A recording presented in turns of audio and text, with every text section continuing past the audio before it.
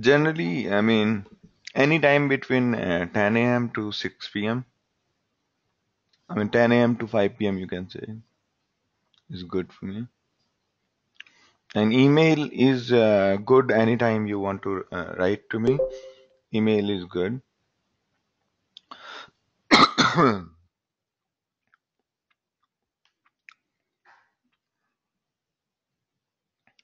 Hello, Ajay. Looks like people are joining now. Hi, Raya.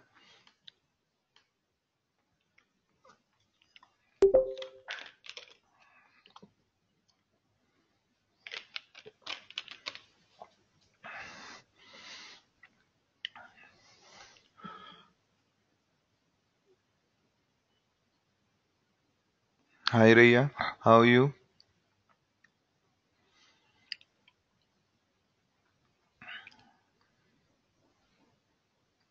Okay.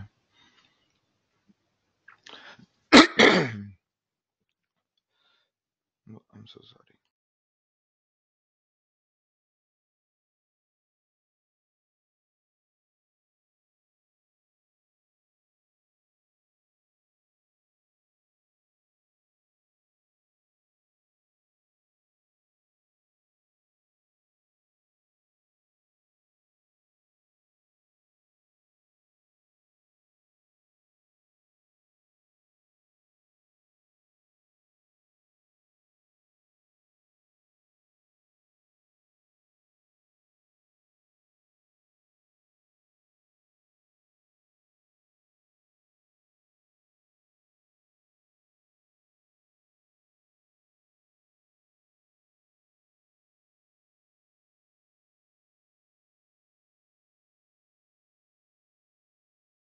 I'm good. How are you, Raya? Okay, so you have also been great. And should we wait for more people? And or should we start because it's already 7:06?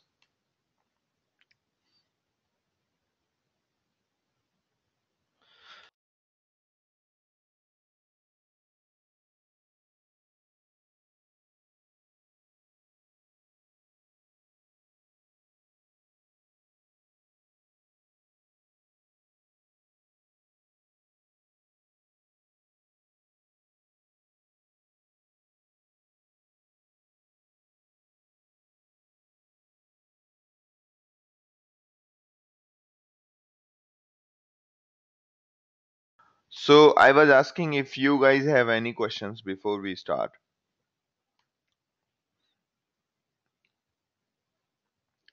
Because today we are going to start something called pig. Okay.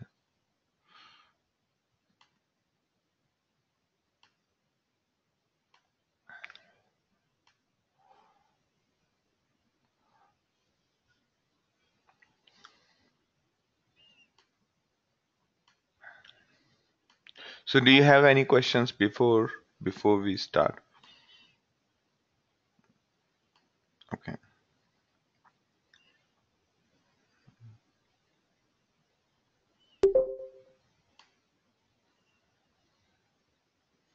Ajay, Raya, Deepak, Tranmeen. Okay. So what is the difference between reducer and partitioner? Okay. Okay. I'm sorry, Ajay, because that video for some reason uh, it has not been converted yet. I just checked again. So we'll try to upload it now and make it available. Okay. But if you did not watch yesterday's video, it won't be much of a difference. But now you should watch because there are some of the concepts which is like combiner, partitioner, data locality optimization. Those are quite important concepts. Okay, so you should watch it once. I'll upload it again and see if it is available. It works out. So Iraya's question is that what is the difference between reducer and partitioner?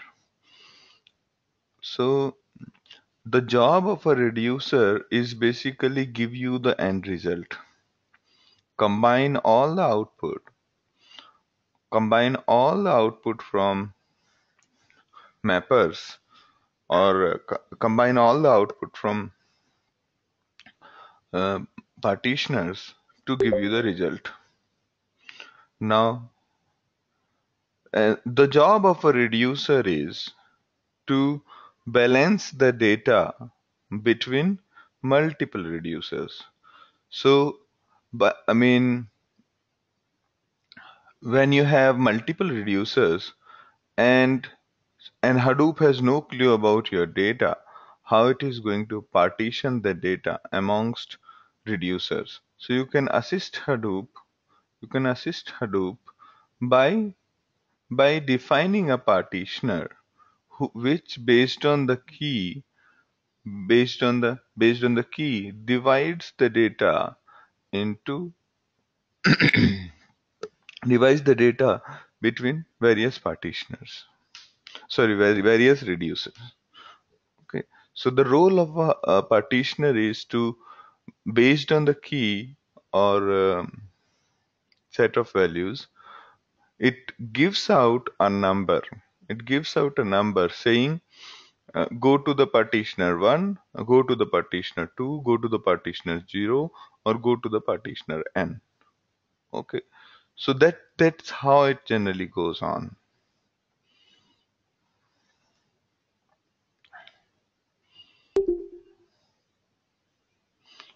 Make sense, Iraya? Okay. Okay. So Ajay's question with respect to the session 3 is, for the recommendation problem, once we form the key of the word and next word, then reducer will just count. Yes. So basically what we did was we combined the key and the value.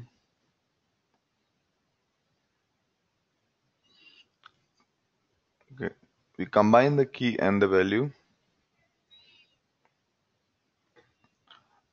and I'm sorry, we combine the first word and the second one and form that key, and then all reducer does in the first pass is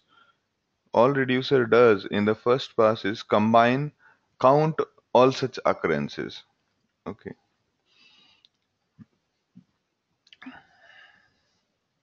Now in the second pass, so let me just demonstrate you. Okay. Okay. So we have got a word and b word, sorry, a dollar b followed by 1, a dollar b followed by 1, a dollar b followed by 1. I mean, it would be something like b dollar c followed by 1, and so on. Okay. Now once you have formed this, okay, once you have formed this, you will be able to get the frequency of all the words. Okay. Here it will become 2 and it will become 3. So this will be the output of reducer. Okay, this is after reducer. This is what you get after reducer. All right.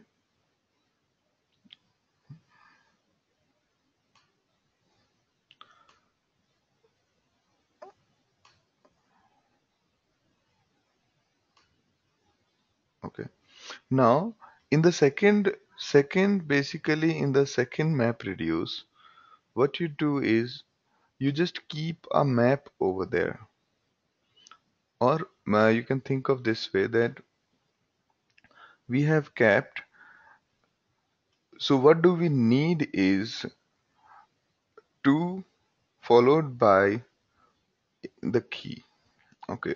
So what do we want is for each word we want to order for each word we want to order the suggestions by their frequency.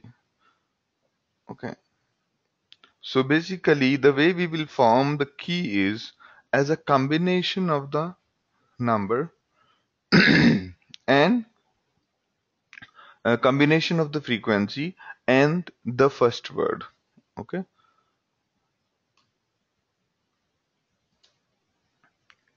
so in this case it will be something like this, and okay,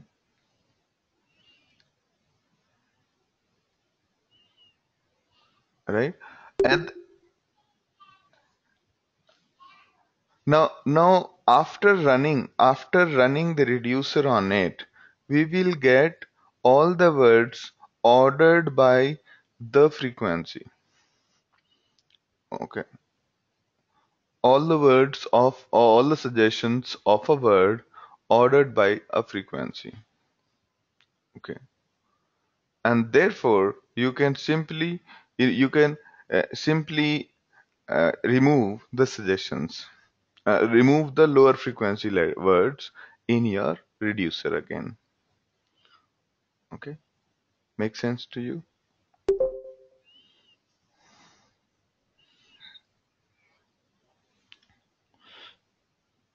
Okay, so this will basically sort your suggestions based on their frequencies and for each word.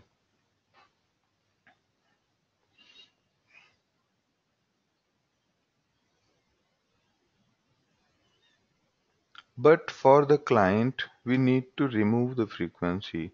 Else, how will client look up? So you mean to see, at the end of day, you would need some data like this, right? For this word, these are my suggestions, something of that sort, right?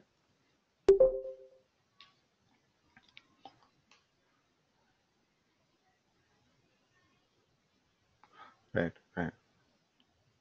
So I mean, you can do a further one more pass. Okay. Or you can simply, since this data is anyway going to be sorted by the key, right? So by this value. So after the removal, the removal of the frequency, it is quite simple to concatenate the recommendations. Okay. Once you have removed the frequency, this big data, so all you have to do is you will have to just top five numbers, keep top five numbers, and in those cases, in those cases you can basically uh, discard everything else. Okay, and this data will become small, and after that you can basically combine it. After you remove the frequency, the data is still sorted by A, and hence it is quite simple to actually come concatenate. Okay, so that's what it is. All right, now as we today, as we saw, and in the past also, we have seen that. So before, okay, I had one more question. I had one more question.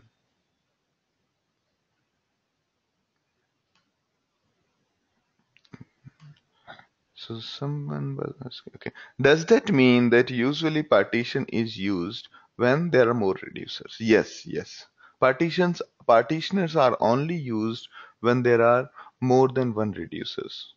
As the name suggests, partitioner's role is to divide the data, partition the data for partition the data for the reducers. All right. So now almost everybody who was supposed to come has come. So today's class we are going to talk about a newer kind of a language called pig. Okay. Now pig is very useful for the people who are not very greatly conversant with the Java development or Python development. Also, most of the MapReduce job has a tendency to have a lot of uh, repeated code. Okay, And the whole turnaround time of MapReduce is pretty huge. Okay, so people came up with the first, people tried to use SQL. People tried to convert SQL into MapReduce under the hood. Okay, so that for the usual operations such as whatever SQL operations are there, they can be quickly converted into MapReduce and executed on the cluster. Okay, but after some time, some people realized that i the SQL, the standard SQL, is not meant for big data churning. So they did a little bit of deviation from the construct. They did a little bit of deviation from the construct to make it very friendly for make it very useful and friendly for the cases of big data analysis and churning. So for 90% of the job, you would not require any coding at all. Okay. But for few cases when you have to do an exclusive churning and those kind of functions are not available in Pig Latin, then you will have to do your MapReduce. Okay, so basically those who are Java developers or Python developers or other people, they can write the MapReduces in the circumstances if the problem is not being solved by Pig. Similar to SQL, in certain cases when you have to loop around, when you have to do special uh, character by character analysis or something, you end up writing code either in the form of user defined functions, UDFs, or in the form of writing in PLSQL, or writing the code in your Java and then communicate to the database. Similarly, here also most of the time Pig will be sufficient for you, and Pig is a framework, and the language is called Pig Latin. So Pig Latin will be sort of sufficient. Pig Latin is kind of a query language which gets converted under the hood into MapReduce, and Pig is very close to what SQL is, but far simple to understand than SQL. Okay, I will explain why it is simple. Okay, so let's just start with it.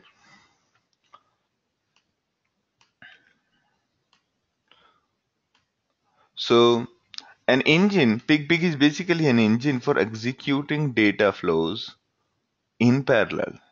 Okay, on Hadoop, and now they are also developing, and they are also people are also implementing Pig on other platforms. So it's basically for big data, an engine for executing data flows in parallel.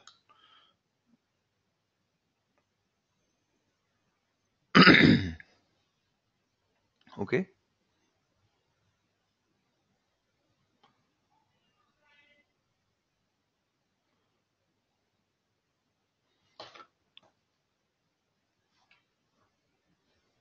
so something like Apache Spark we'll be taking at the end of the session in the session 10. So, okay, I'm trying to answer uh, Arun's question. Okay, so he's saying that what are the other platforms like for which Pig is being supported? Okay, so people are trying to implement Pig on Spark, and similarly there are a couple of more. Oh, thank you, Deepak. Thank you. So Deepak is saying that we were supposed to cover the topology in the advanced concepts. Will you cover that later? So, okay, that's a good point actually. That's a good point. Before we were supposed to actually consider that one. Okay,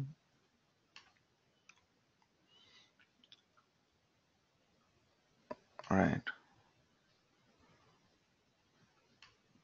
all right. Should we? Yeah, it will take a few more minutes, so do not worry. Okay, so that we just started with the pig introduction. So I want to take you back a little bit to network topology. Yesterday we discussed. Okay. So yesterday we were talking about something called data locality optimization. In data locality optimization, Hadoop first tries to execute your map code basically. M- Hadoop tries to execute your map near the data. Okay. And if it is not able to do so, and the data can exist in, there could be multiple replications. So it tries to find out, try with all three. And then when it's not able to execute on the same node, then in that case, it tries to find out which is the nearest node. Okay. Nearest node, whether on the same rack.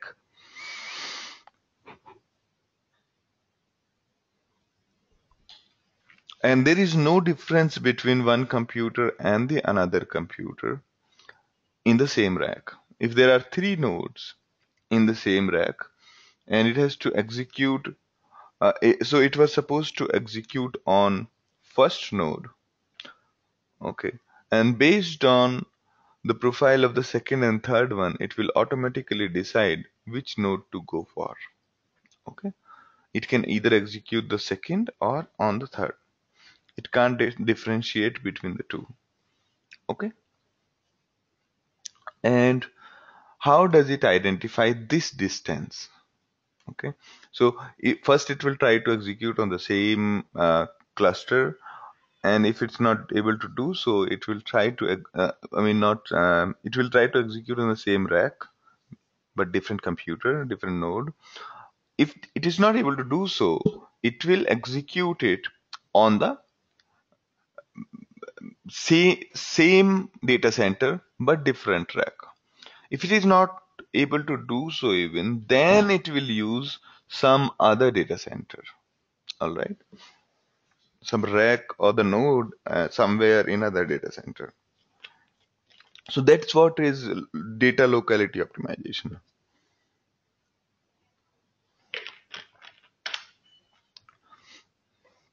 Now, how does it identify which one is closer and which one is not? So basically, tries to identify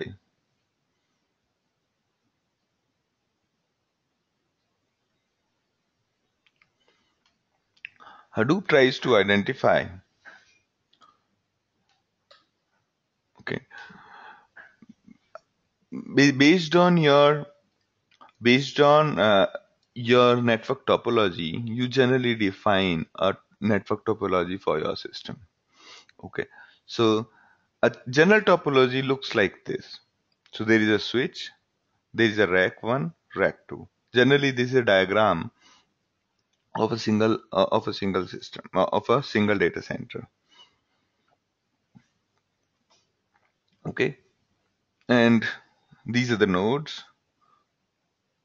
and each of these nodes, as you can see it here, are represented as path in case of Hadoop. So the way Hadoop represents the whole network is like a file structure or directory structure, or in the form of tree. So let's say server 1, switch 1, rack 1, node 1. Switch 1, rack 1, node 2. Switch 1, rack 1, node 3, and so on. So this makes up, this format makes a complete topology structure. Now, who defines this format? Okay, who defines this format?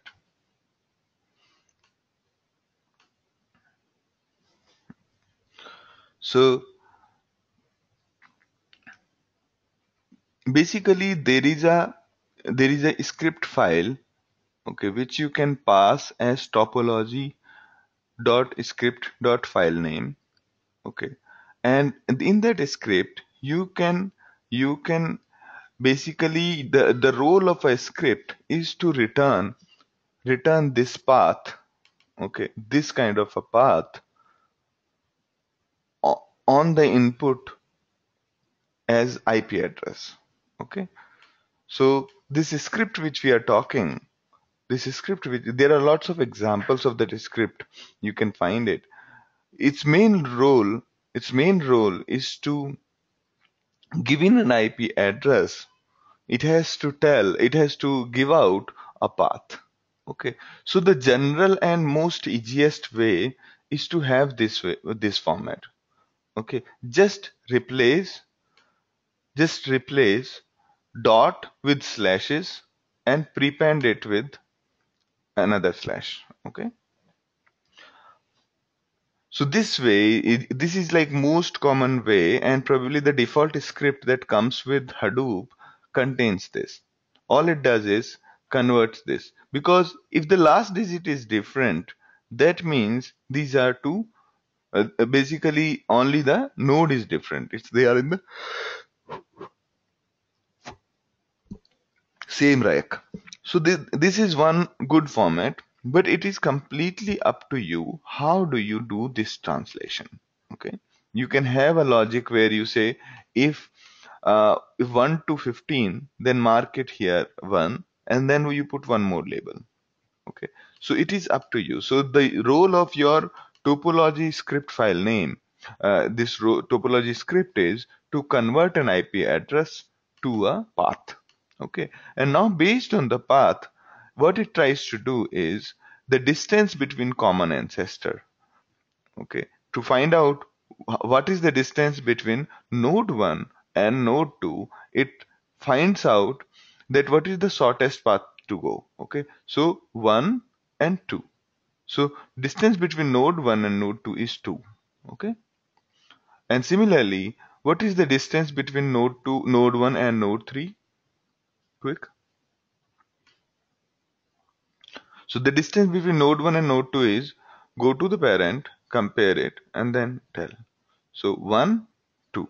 So distance between 1 and 2 is 2, and the distance between 1 and 3, Deepak, it is again 2. 1 and 2. So go to the parent instance and then go to the next one. Great, great, Savita. Thank you.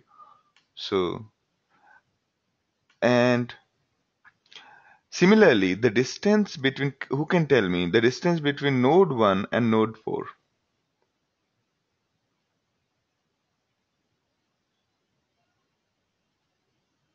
Perfect, perfect. Because the distance is 1, 2, 3, and 4. So the total, the smallest distance which is taken here to reach here. Okay. And also note that the distance between node 1 or node 2, node 1 or node 3, and no matter how many nodes are connected on the same level, it's the same distance. All right. And this path is basically in this format. And this format you prepare based on using this one, writing one script whose job is to convert an IP address into a path. Great. So make sense? And this is called basically this topology script is also called DNS to domain name system to switch mapping provides translation from machine name to network location. Okay. And the distance is computed as we just did is based on some of the distances from the common ancestor. All right. Similarly, you can see the diagram here.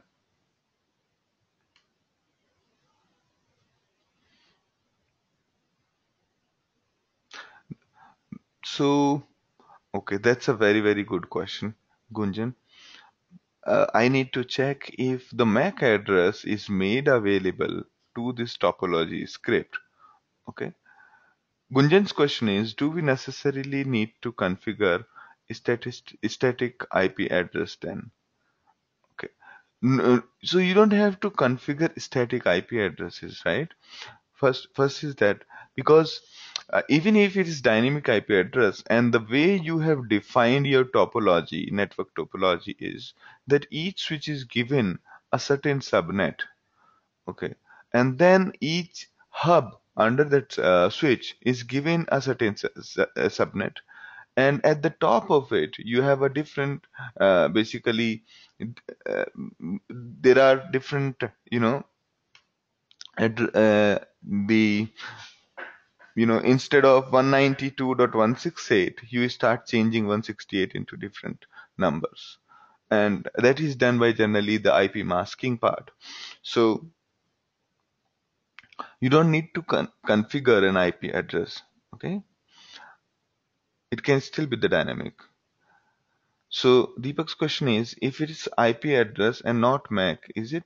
So basically, it will be up to your script. How do you want to model it? But if you model it based on IP address, and say you are maintaining a huge list of all the machines and their path in the network, that can also work out.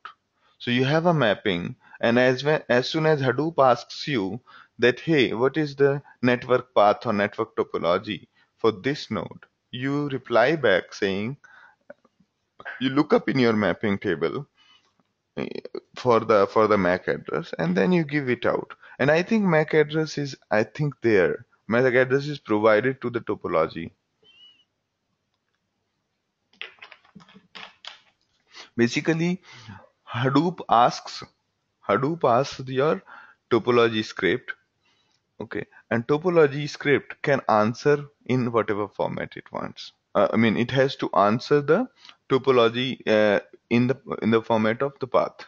Okay, and but your topology script can query a local database, query whatever it wants.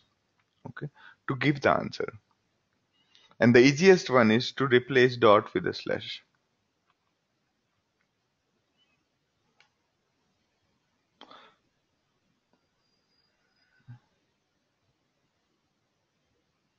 Mapping tables are generally maintained by certain servers in the network. Okay.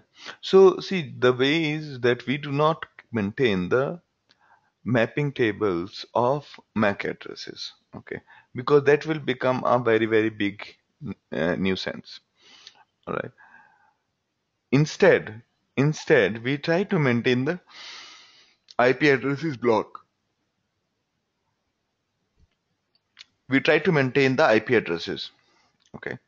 Now,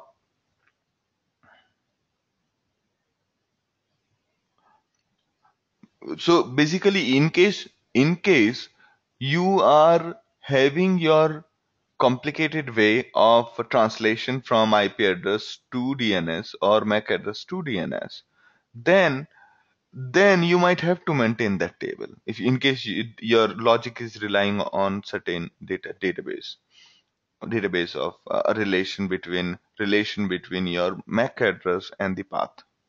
Okay. So, but that file or wherever you are keeping the database, you can give access to the sysadmin who will keep on maintaining it. Okay. Or you write your logic such that it queries your existing tables where it is being maintained and give it out. Okay. It will be up to you completely. That is why it gives you a nice script, a nice way of you're writing Unix script with which you can do anything you wish to do. Okay. Whether from that script you want to call a Java program which gives out certain results, it will be completely up to you. Okay. Similarly, in this one, okay, this is how it is computing the distance again. So, drn1 and d1r1n1, the distance is how much? 0, right? So it will process on the same node. That will be the first priority. Okay. Then there are two different nodes, D1 R1 N1 and D1 R1 N2, and basically they are on different nodes but in the same rack. The distance is 2, and the bandwidth it assumes goes down. Okay, the highest bandwidth is on the local network, local machine. The second highest is on the same rack, and the third highest, I mean, it keeps on dropping down as the distance goes high. Okay, as the distance keeps on going high, then distance keeps on going up. sorry, as the distance keeps on going high, the bandwidth drops down. Okay, and that is why keeping a rack awareness makes a lot of sense. Okay, so basically, it is this script file which helps you defining this path, and based on this path, Hadoop takes care of uh, data localization, okay, or rack awareness. It's the same thing as rack awareness, where the system knows that what whether to execute on one rack or another rack. System is able to identify which all computers are together, which all computers are at a distance. So that's all basically.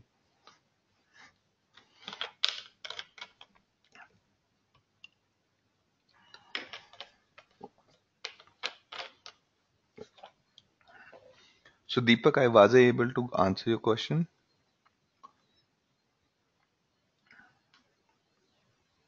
Great. Let's move on. Now, so basically we were talking about Pig. Pig is a framework and Pig Latin is the language, but we will be interchangeably using the name Pig for even the language because Pig as a framework, we don't use the framework per se. We interact via only the language. Okay.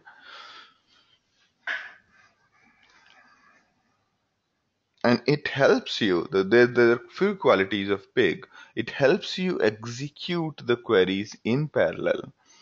I mean, and you will get to know these things very quickly.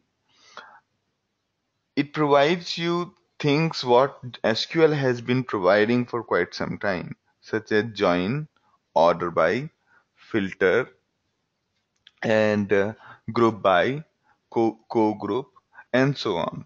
There are so many nice operators have been added to Pig Latin that it has become the first choice of data churning in case of MapReduce and Hadoop. All right, and Pig makes use of both HDFS as well as MapReduce. It reads the data from HDFS and then it can execute or it will execute your data churning script which will get converted into MapReduce on the MapReduce framework. Okay. So how is Pig different from Hive? Okay. Basically, your question is how is Pig different from SQL? What additional benefits does it provide, right? So I will come back to these in details and probably you will be able to differentiate by yourself. There are few construct and why did we need Pig in first place? That is the first question almost everybody asks. So why do we need Pig in first place?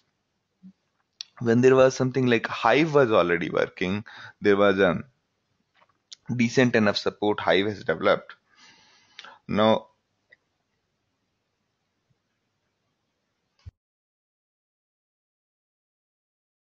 but Hive was more designed for relational databases.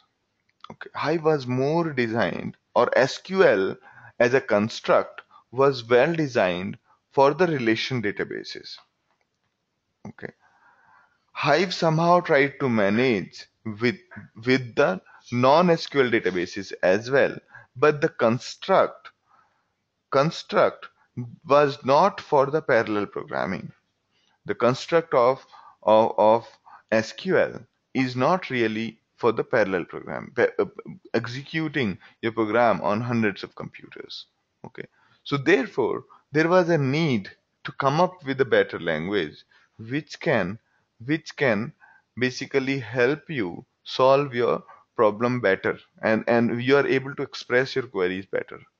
Like, for example, in SQL, you have something called when you have to keep on taking one data set and start executing, combining this data set with another one, and whatever is the result, you combine the result with something else, doing such kind of operation. Okay, where you combine A and B, or you filtered C, and whatever was the result of A and B, you try to combine with C, it keeps on getting complicated. Okay, it keeps on getting complicated as we go. Okay, and therefore, big guys basically simplified that. Okay, now as we go ahead, this differentiation between pig and hive will become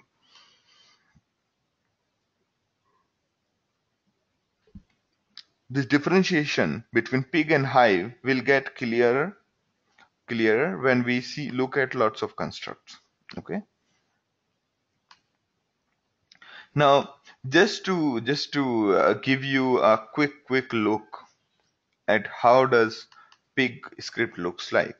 This is the first one where we are saying load this text file, load this text file into load big.txt file, big.txt file into input.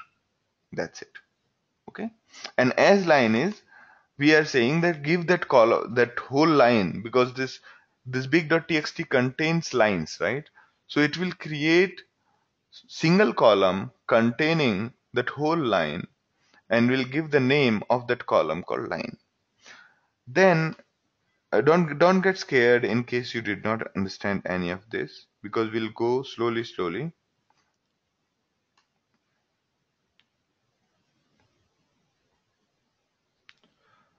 Will we cover hive independency as well? I did not get that question. This Gunjan's question.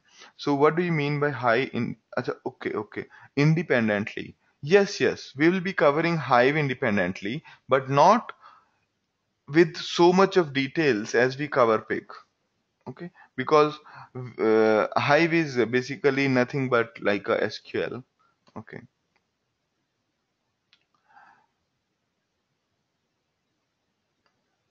So Savita's question is, so pig is a query language for NoSQL databases. Not really. The that For that matter, Hive also lets you query the NoSQL databases. Like I have a demo uploaded somewhere on the YouTube where I have demonstrated how would you query MongoDB using using the um, basically using Hive. Okay, so Hive provides you almost all the query interfaces with the NoSQL, SQL. Now the again difference is, what is the difference between pig and hive? Okay, so basically the main difference is has been designed from bottom up for the distributed systems. Okay, pig has been designed from bottom up using the for the distributed systems. Okay, so the constructs which have been added into the language are for keeping in mind the the distributed systems. Okay. Also,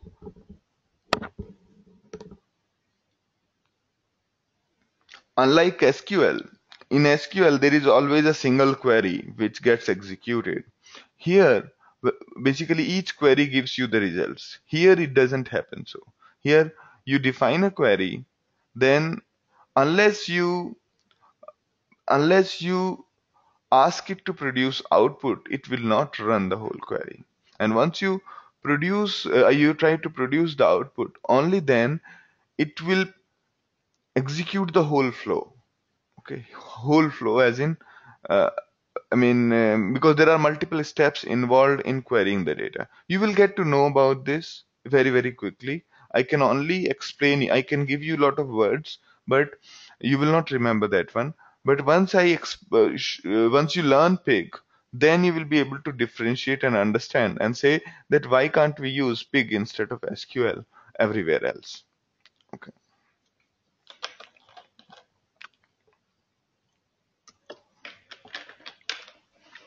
So basically, pig is a bad. Basically, Hive also, what Hive does is, any SQL query you write, if it is hitting the HDFS, if your SQL query is hitting the HDFS or doing any churning on HBase or anywhere, that query gets automatically converted into the MapReduce phases. So that's what Hive was doing. And same thing is being done by Pig. But since Hive or SQL was not designed for that kind of role, that construct was not in line with MapReduce paradigm. So there was always this impedance mismatch between the behaviors of SQL language and the MapReduce's behavior.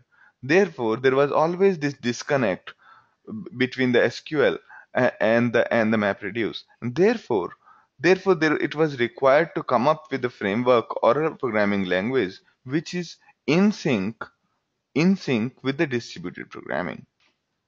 Okay. Now let me take you here. So first we did was we loaded the file into a variable. Then for each word we generated list of words. For each of the lines, we split it, tokenized the line, and then flattened it, as in we put it on one word per line, and generated that words. Now we did a group by words on the word, and we got the group. And after that, we just counted words. So this is your standard word count example. All we did is we loaded the file, we splitted the word by space. Okay. And after that, we grouped by word and then counted the frequency. So this is what it is.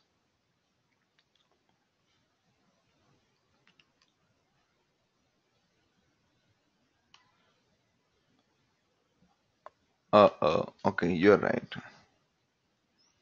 Thank you, Deepak. Yeah.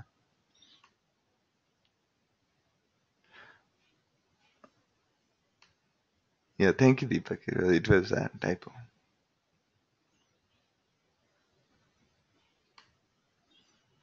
Okay, I've corrected that. So basically, I was saying something in the comments while I was doing something else. So this is was the first example of pig. So we'll go step by step, getting into the details of the whole pig language. Okay. So pig is a data flow language. It as you saw in this example, data flows from the big.txt into a input. From input, basically here, for each input we are generating the tokenized line. So now the data flows into words, and from words it flows into grouped. And grouped is when you iterate over grouped, you the data flows into this, and once you dump it, then it comes to the results. Okay. So it's basically a data flow language. And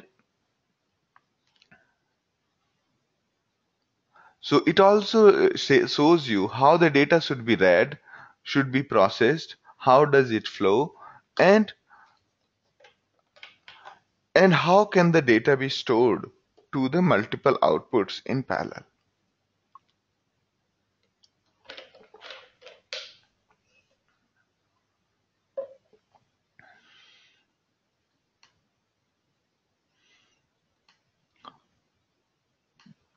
No, don't worry, Gunjan, I'll come to that syntax. Okay, but by default, the basic parser is tab separated and new line separated. Okay. Now other features of pig that differentiate Latin, that differentiate our SQL is this ability to split single query into multiple steps. Okay. In case of SQL, we had to do inner queries, or we had to do sets. Basically, you mark every set with a name, and then you try to combine. That used to become very complicated. You have to do everything in a single step. It should be a single query.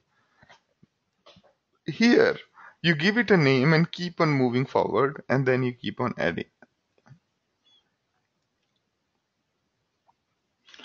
So all the processing happened in memory, combined memories of all the nodes until data is dumped. So actually the processing starts when you dump the data. Okay.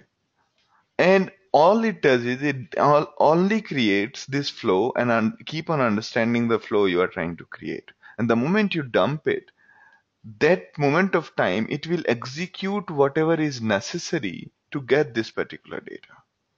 Okay. We'll get into details and you will get to understand it far better.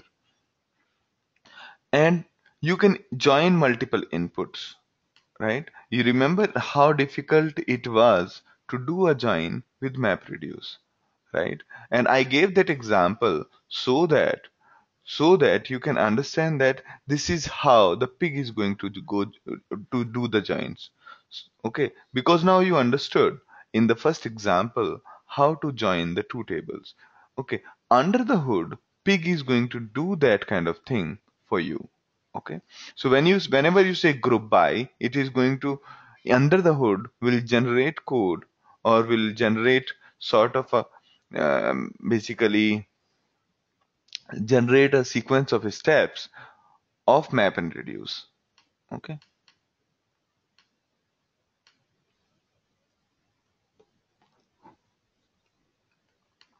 it is not a full-fledged programming or procedural language. It does not provide things like ifs and for loops. Okay, so that is the downside of using ifs and fors. Okay, now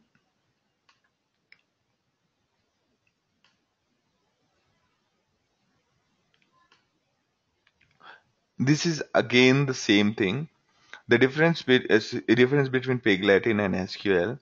User describes exactly how to process the input data in Pig Latin step by step, and here in SQL allows user to describe what question they want to answer.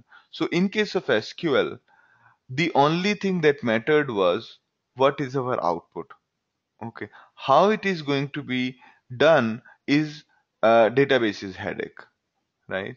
Here in Pig Latin, since the data is onto the network and basically there is a distributed architecture underlying, you will have to guide Pig to do exact steps what you want the output to be.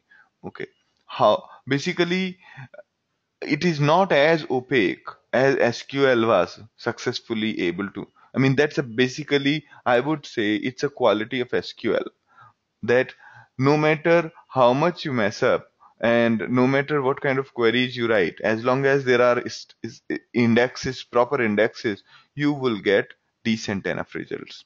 Okay, but in Pig Latin, you guide and help Pig to figure out what is the best possible way to join the data, churn the data. Okay, but this you can just ignore the first comparison because this is very abstract way of explaining things.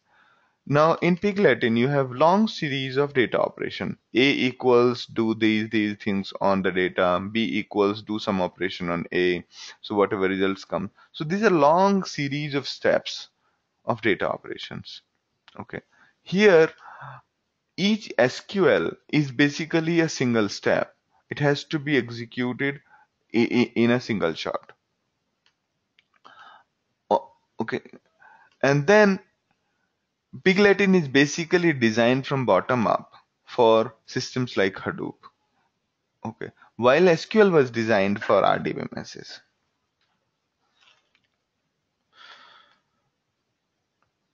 And the main target of a Pig Latin is the data processing on a distributed or clusters.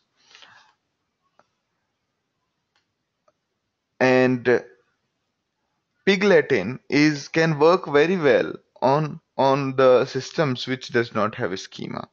SQL requires well formatted schema for which Hive helps it. Okay, so in the beginning, Hive helps you create metadata for the non-structured SQL, and then you can keep on running on basically for the NoSQL databases, you define the tables upfront in case of Hive. But SQL was not really supposed to be uh, working with the tables which have flexible or no schema at all. Okay. SQL was not designed for that.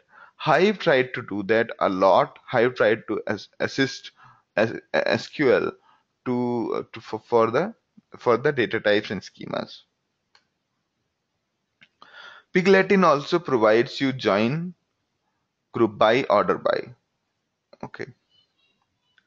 And here you can basically, if you have to join four files together, A, B, C, and D, here in case of Pig Latin, you can do those things in 3 steps or 2 steps, or you can join each two in one go. That means in 3 joins, or you can do join on all of those together. Okay. Here in case of SQL,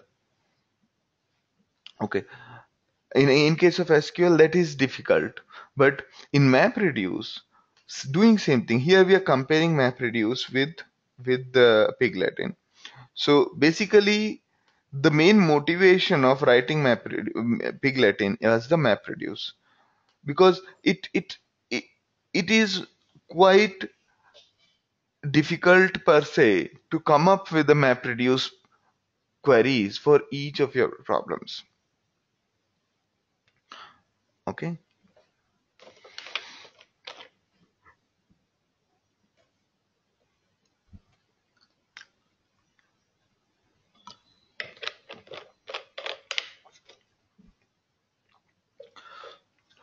So basically, lot of code was you have to write boilerplate code again, repeated code in case of MapReduce. It required more effort and time.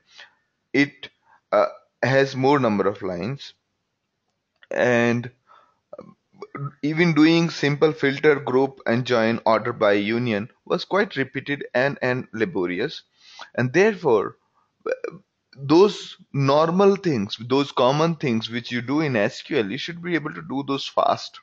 Okay. And therefore, a pigletin was created. Similar, the only biggest benefit of having MapReduce is the greater control. Okay. You can do a lot of things, almost everything which is possible in Java programming language using MapReduce. Say, for example, you have to compute hash, say SHA-1 hash, or you have to compute encode a URL, and there is already a library in Java to do that. Okay, but there is no library in Piglatin to do that.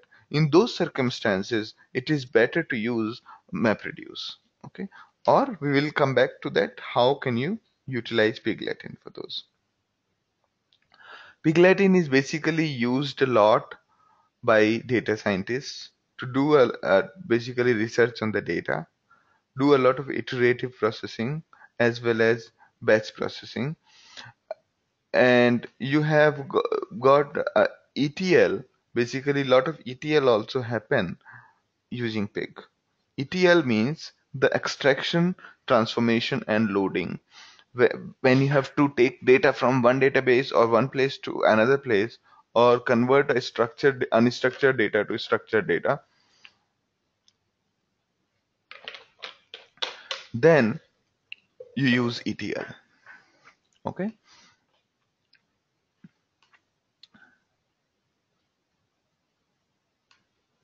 So Pig has got basic philosophy. These philosophies will reflect in each of the construct which we will study. First one is pig eats anything, meaning the pig can be used for unstructured, relational, or nested, as in tree structure, or for semi-structured. Okay. So it can handle all kind of data. You don't have to upfront define the structure of the data. Pig live anywhere. So the objective of Pig is any parallel processing platform. Okay, not only Hadoop. That is the objective of Pig. How are they going to succeed in that? I have no idea. But that was the primary objective of pig. See, pigs are supposed to be the domestic animals, meaning it is supposed to be controllable.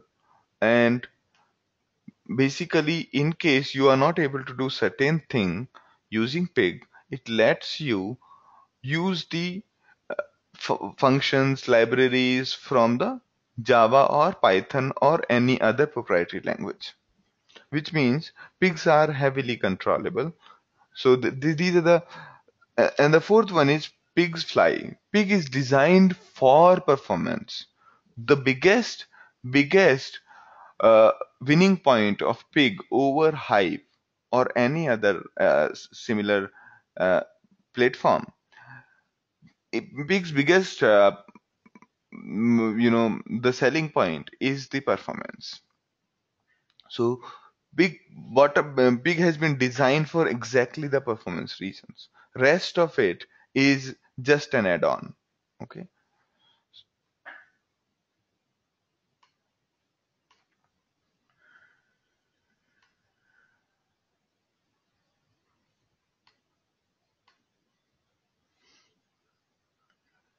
This brings me back to the basic question. Any story behind why only pig and not any other animal? I have no clue.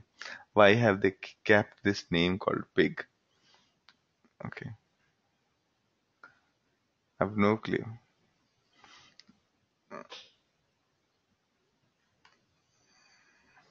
Now, if you are installing pig on your machine, so you start with a pig's release page, unzip and extract it somewhere, move the pig to the user local pig, and then mention your Java home wherever using a variable called Java home. And then at this point of time, you should be able to run pig minus x local in the local mode. So pig provides you two modes called local mode and Hadoop mode, basically the connected mode. In case you do pig minus x local, it will just emulate your work and execute things locally so that you don't hit the Hadoop cluster. If you don't execute pig with the minus x local, then it will hit the node. So at this point, once your pig is installed, you should be able to run pig minus x local very comfortably. Once you are able to run pig local, then you define that, hey, this is where my Hadoop configuration is lying. So you specify your Hadoop configuration folder. Okay. Using pig underscore class path, and that's all. And just for the convenience reason, you add the binary path where binary file of pig is lying into your path. So in case you are installing on your local disk, then you can use this. Otherwise, you can continue to use it on the cluster. Go to pig command line and then you do pig minus x local or pig simply, and it will start doing your job on the cluster. Okay. So here you just have to just a second. Let me. So yeah, so the password for the for it is same as what we had discussed always. Okay, so I'm just going to, so you can see SSH student, and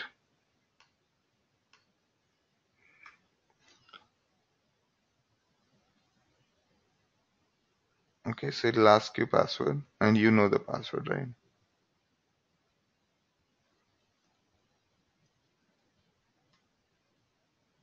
Perfect. Now you can run pig and you'll get the command prompt showing you the pig here. Okay, and if you say ls, then you can basically see what is there on the on the HDFS. ls is basically showing you what is there on the HDFS. Okay, so probably this will be the fastest way to even browse your HDFS.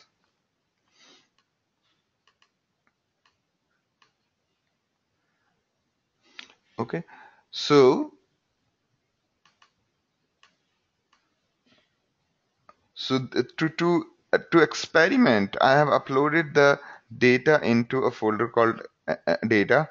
So if you say ls data, it will show you all of this data. It has got New York Stock Exchange daily, New York Stock Exchange dividends, baseball, people, tweets, users, web crawl. There are all sorts of data available there, and I'll be taking examples on those. Okay. Local mode, as I told you, it works without Hadoop.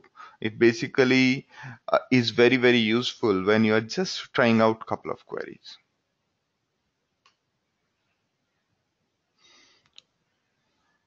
So if you are running in local mode, any file you specify will be taken by the from the local file system.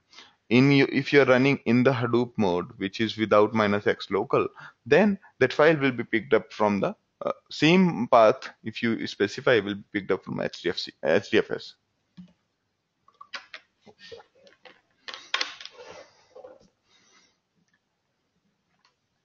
Okay, all right.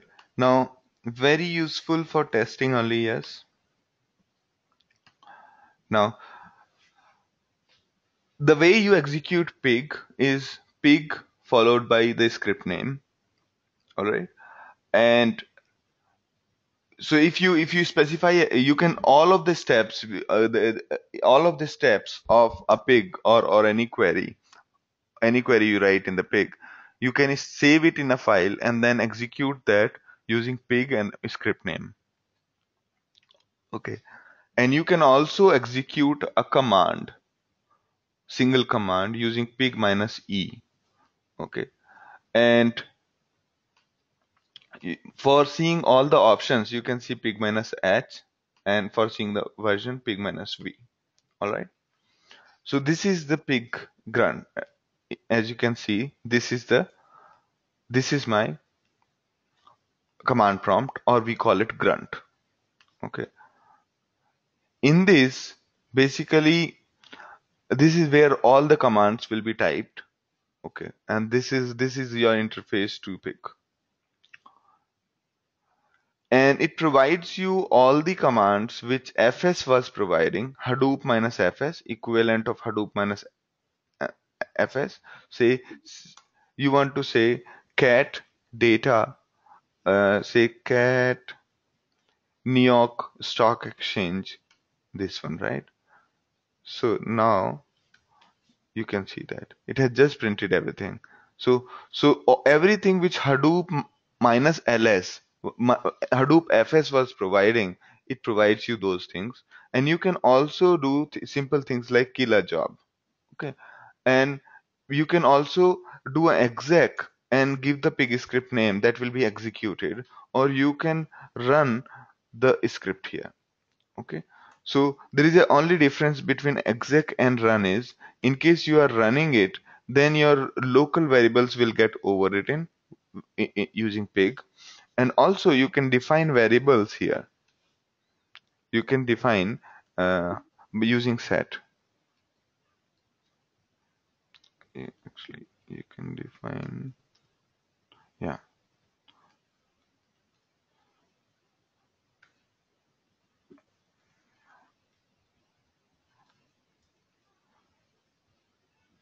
right. Oh, okay. Okay, the way it happens is, yeah. So you can see the all the variable name by doing set. Okay. And then you can set a particular variable also. Those are basically part of the whole pig command line. So it provides you a way to set the variable and those kind of phenomena. And similarly, in case you are doing exec or run the pig script, in case you do exec, then the script will overwrite your local variables. And if you do run, it will, in case of run, it will overwrite your variables. In case of exec, it will not. Now, let's start with it.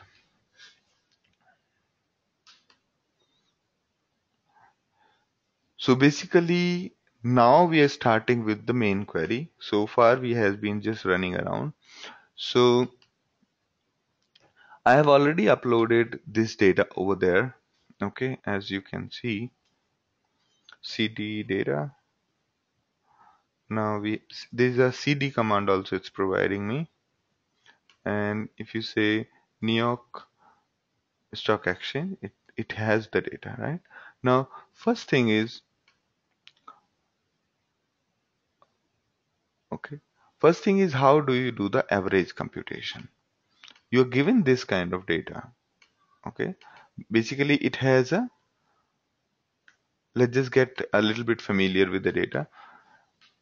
It has got a stock exchange name, then the name of the what do you say, symbol, and then the date, and then the value. So what is the date? What is the value on a particular date for a symbol in a particular stock exchange? This is what this New York Stock Exchange dividend table shows you. Now, how do you convert it into this format where we are trying to see the average value of a symbol? In case of SQL, all we had to do was group by and then say average. And this is what we also do here. Load the data and then group it and then average it. It's as simple as that. Okay. So here, first thing we are going to do is this. Okay. So we are loading the data into div.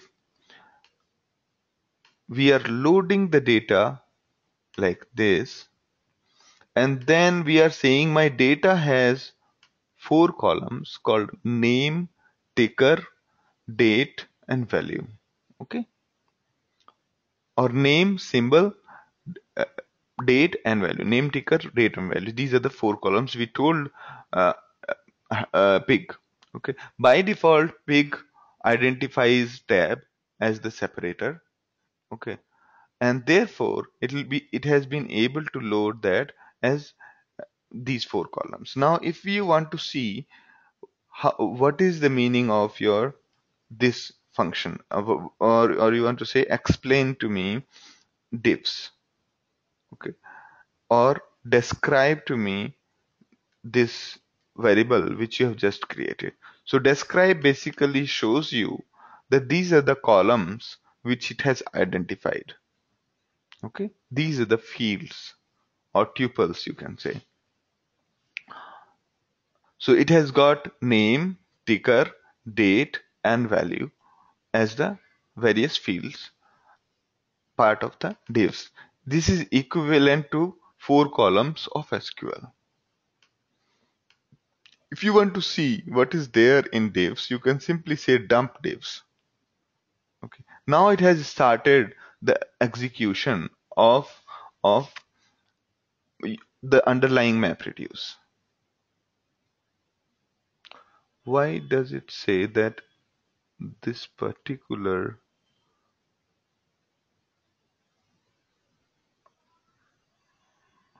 just a second.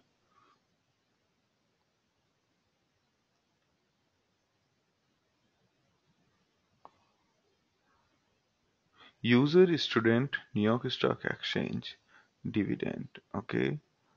It is giving some weird error for me. Input path does not exist. Why would it say that way? Says HDFS Hadoop 1 nobigdata.com 8020 users student data, and yeah, this is right.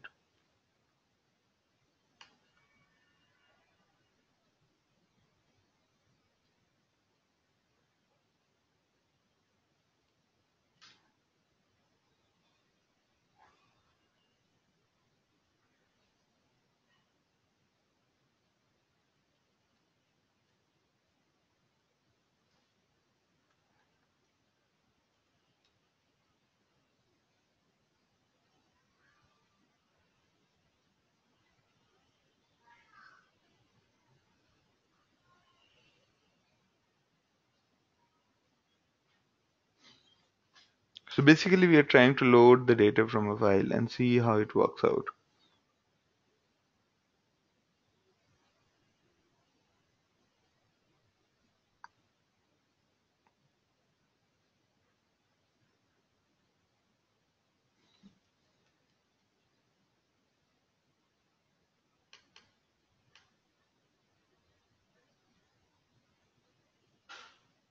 Yeah, now it has loaded, right? So something wrong with the path. So okay, and what was I doing earlier?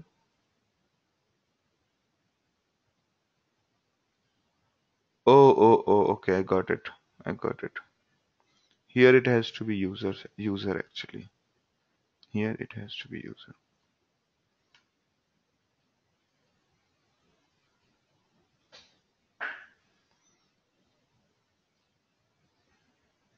Okay. Okay. Byte array is basically character. By default, it tries to identify the data type as much as it can. And here it has identified each of these things as byte array. Byte array is like a string. Okay. Looks like job tracker is not responding because he is not connecting job. So yeah, I think there are some issues with respect to job tracker. I'm trying to do that, but here the problem was not that. Problem was basically a typo. Here it was instead of users, it was user. Okay. Now, in case you want to see, in case you want to see what exactly going on in detail, okay, you should see the describe divs, not describe, explain. But that will take later because that's a part of the optimization of queries. Now, to group it by a particular column here, like ticker, we want to say group it by ticker. What we do is we take this and do this. Okay. After that, we do an basically iterate over this grouped item and say for each on this grouped items generate. It's like saying for each loop. It's basically a for each loop. Generate a group. Group is the column on which this group was formed, and average is the divs dot value. Value is coming from here. Okay. Now say dump averaged. Now, if you see under the hood, it is going to run a lot of things. Okay. MapReduce will be executed under the hood. Okay. And here there is a command called store. So the whole thing runs only when you say dump or when you say store. Otherwise, nothing happens. All right. So you can also say store averaged into this folder. And once you are done with it, you will be able to see the output of this here. Okay. It is basically running it and let it run. Yeah. So it has computed the average for you. Okay. We'll just let this command run. Okay. And then you can do. So MapReduce is actually running fine. Yes. Right. So Arun, Arun, just hold on a bit. You are almost there. So I will. This is basically a initial second demo. Okay. So now your question. The basic data types in pig, the basic ones are called scalar, and the basic data types are int, long, float, and double, char array, and byte array. Okay. Char array is your equivalent to string.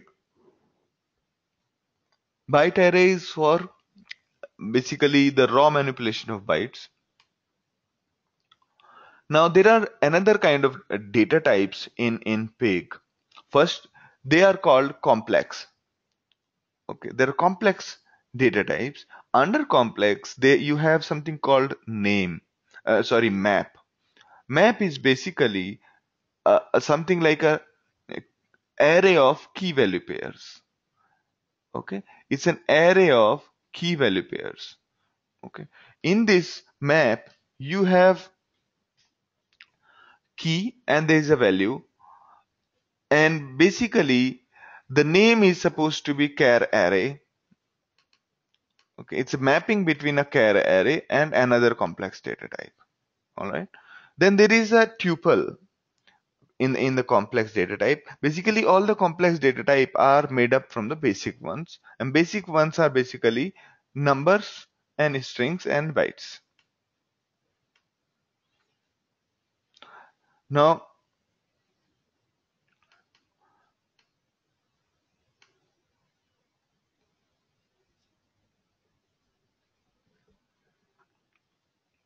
okay, a tuple is basically a fixed length ordered collection. Okay, similar to what we have rows in the database, basically a set of columns of a row. Okay, they are always defined as, so always a tuple means a row. That's the best analogy you can think of. And this is made up of field and their values. Think of it as a row and fields as the column. Okay, now this is what a tuple is. So map is something like a key value pair here, and tuple is something like a fixed set of values. You already has defined field names, and there is something called bag. Bag is basically an unordered collection of tuples. Basically, bag is equivalent to a subset of rows. Okay, so bag has a number of rows. So bag you can think of it as a table, okay, or a set. Okay, so this is two tuples, each with three fields. Okay, this is one field, this is another field, this is another field. Okay.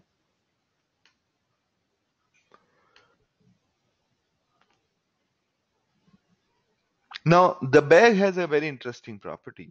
Bag has a property that in case there are so many rows in the bag, then it spills over to the disk. Okay. It doesn't need to fit into the memory. Unlike most of the data structures, they have to fit into the memory. Bag doesn't have to. All right. So these are the basic three complex data type. One is row, which is equivalent to a tuple. Bag is equivalent to the set of rows. And map is basically a hash map kind of thing where you have key value pairs. All right. Other than the basic data types.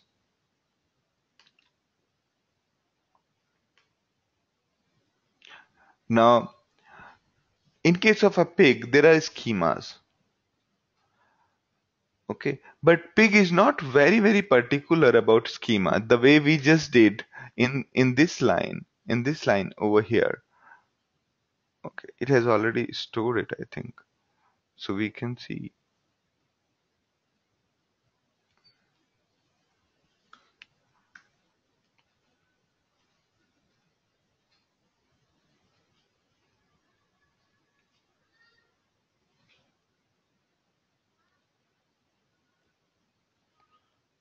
Just a second.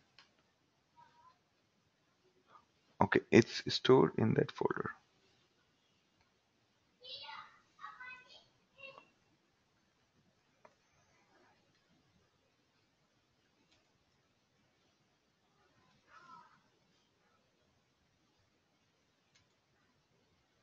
Okay,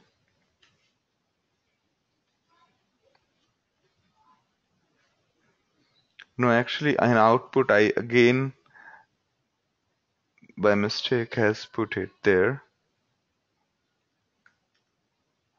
Okay, and yeah,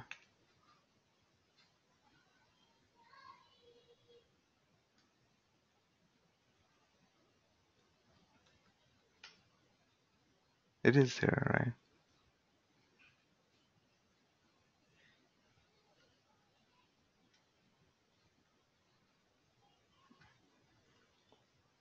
It is computed. Good. Now, yeah. So we're talking about this. So the way we had defined here, if you remember here,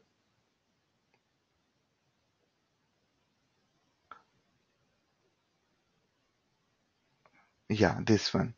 Here we did not define our data type. We can also define it using saying name is my char array. Okay.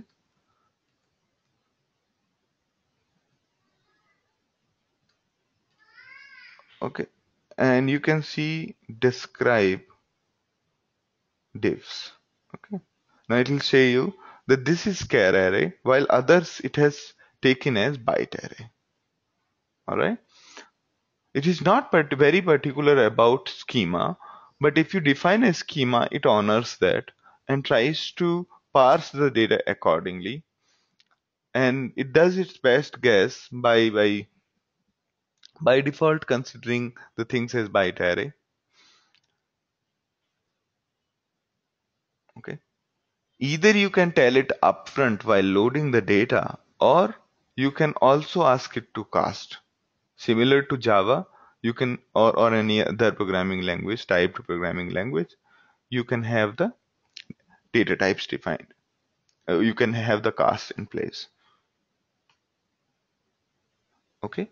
So it can also do the lot of guessing work it does for you to identify the data type based on the data. Schema declaration for complex type. So you can also, while loading the data, the way the way we are showing you here like this, if your data is in this format, you can simply load it as map. Okay, you can say that my map is a map between a string and a number, or a string and a string. In those cases, it will take care of it by the default. So to to load a map, you can simply say my field A is a map of integers, or you can say it's a map of something. Okay. And similarly, if your data is in the tuple format, where comma separated values in the in the round brackets, in those cases you can simply say tuple, or you can say this is a tuple with all of these fields and data types in detail. Okay. So this way, while loading the data from a file, you can do all of this. Okay. And similarly, in case of bag, you can say my field called B is a bag in which the key is basically bag of this kind of rows. So that way you can load it, right? You can cast the data from one type to another by simply putting a round brackets in front of the variable. So this is more about the data types. And in case of a pig, each step is the result, each step results in a new set. As you saw here, div div resulted as a outcome of load. So each step results in a new data set with a maybe same or and the data type also propagate with the data. Okay. So here we loaded divs, but when we did an average, if you remember, we did an average.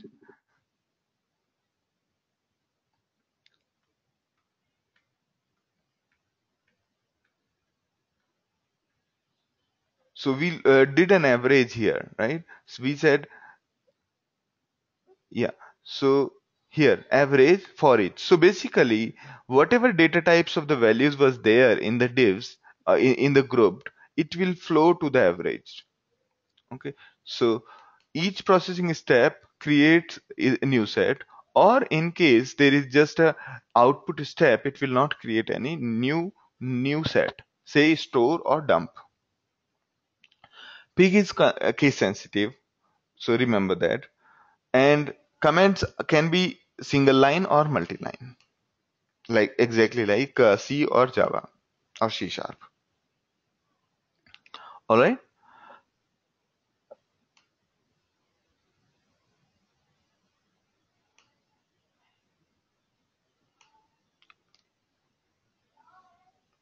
So we'll go into more and more details about pig.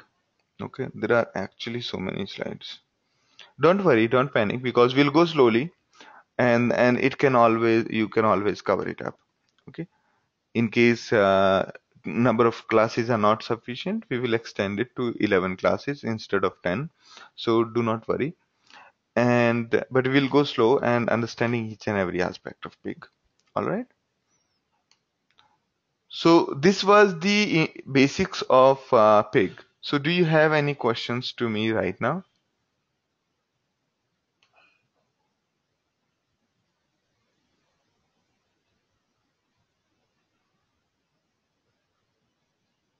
No questions?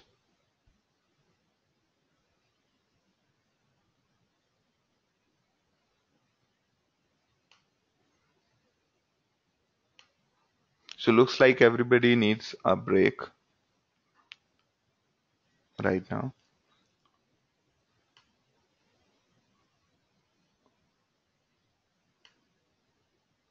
So let's take a 10 minutes break. Pig is, yes, most used language actually. And what I found is most of the people get the hang of pig very, very quickly. After I run you through all sorts of examples, you will be able to do lot of things using pig.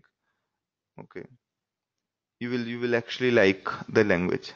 I personally prefer pig over hive or any other. Okay, just because it's I can break down everything into step by step. Okay. So that is why I'm going to take a little bit more time on to pig. Okay. And these are the basics, and most of the newer languages, newer platform that will come will always have always be on top of these kind of things.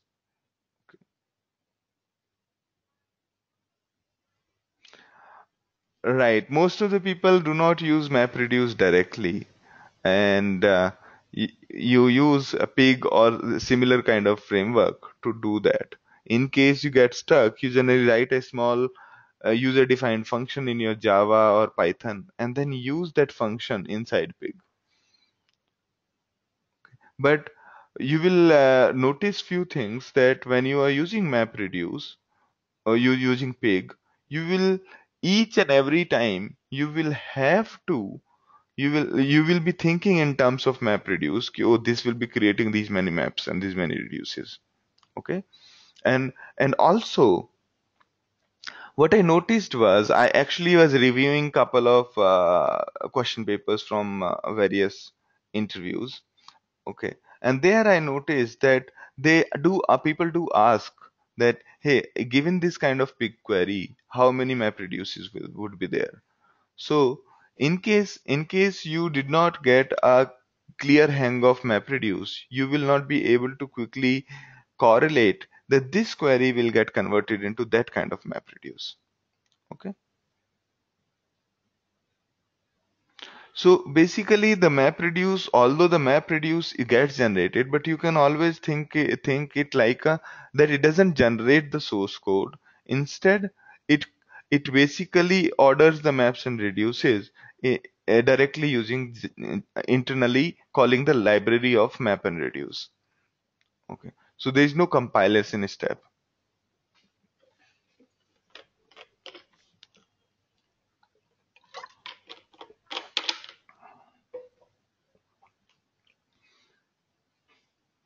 Okay. So let's take a break of 10 minutes, and and in case you are very sleepy, then you can walk around and come back.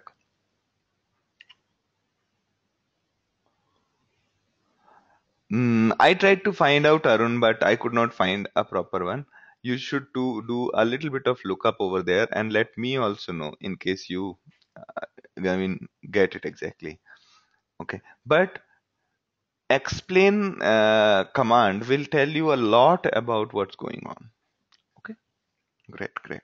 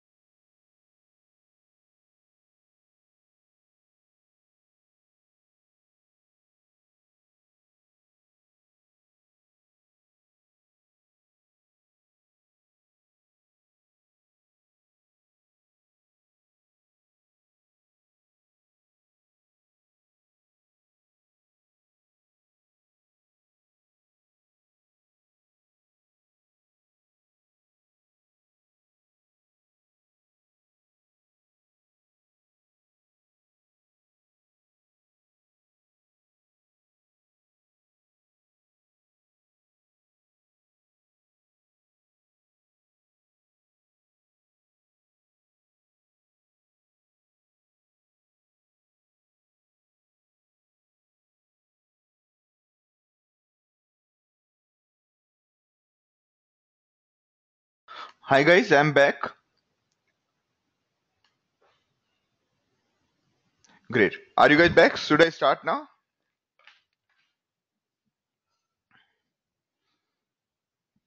Okay, great. Okay. So using pig, we don't have to partitionize or define how many MapReduces do we need to use. Okay, that's a good question, Chanmin. The first, most of the partitioning is basically done by MapReduce pig itself. I mean, guided by the pig and Hadoop by itself. But pig provides you constructs to assist MapReduce so that you can assist that, hey, this is how I want to partitionize. Okay, so you can there are constructs available with pig. Okay, now moving on. So we'll just go around this one.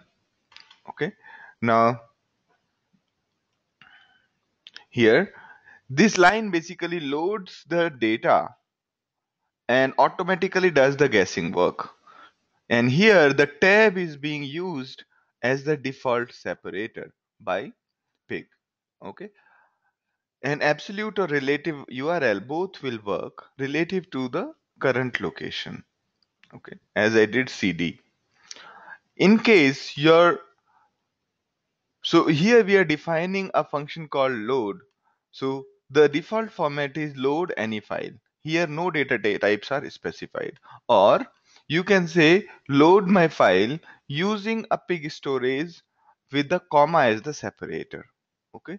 In this, it will load the file, same file, and will think of it as comma separated values instead of tab separated. By default, it is tab separated.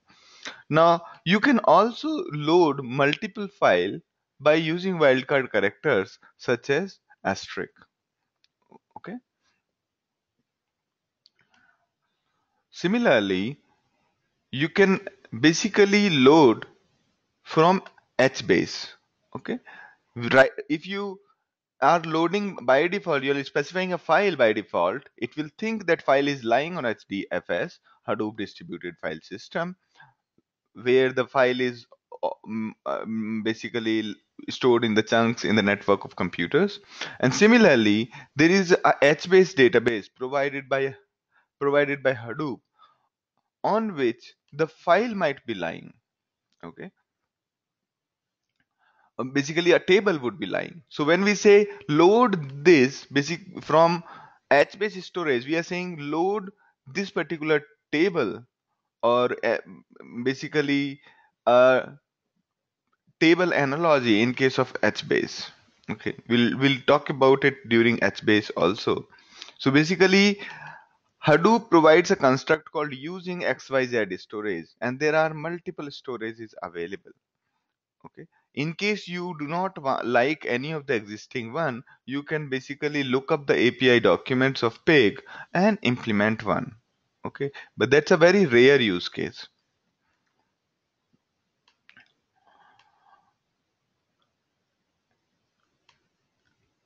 And similarly, with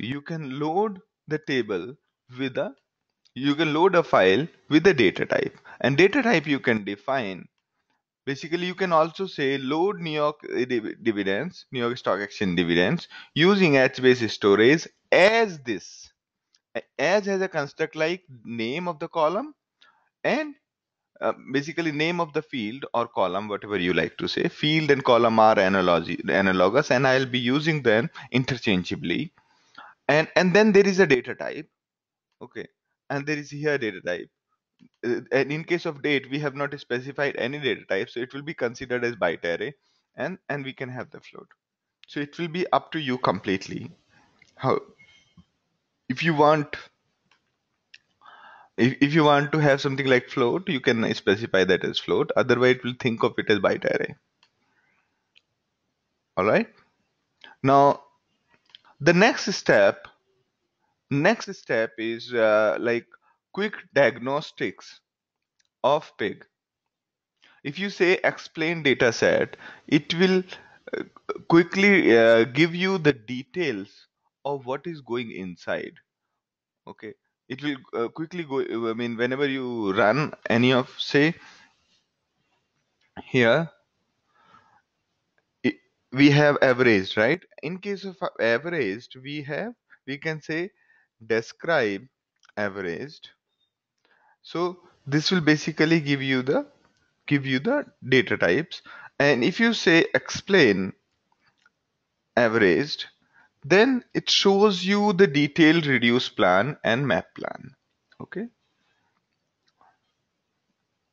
Now this is that for loop, for each loop which we wrote, and there is a pre-combiner automatically created here. Okay, the way in case of a map reduce, we were writing our own combiner for the local rearrange. Okay, similarly, basically these are the things, right? So you should go through the details of what is going on under the hood. Okay, so here this is your storage on which the data is being performed. So first of all, it has created a bag, and then it has created average over that bag, and then and so on. Okay,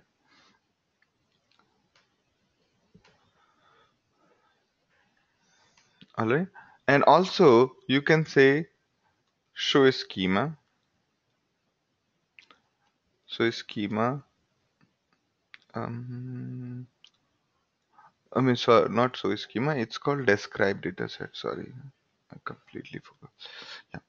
So basically, you say explain dataset shows you the detailed query analysis, while describe dataset shows you the schema. Okay. In case you are using editor, there are various kinds of syntax highlighting tools available for Eclipse, Emacs, TextMate, and Vim, and there are others also being added every day.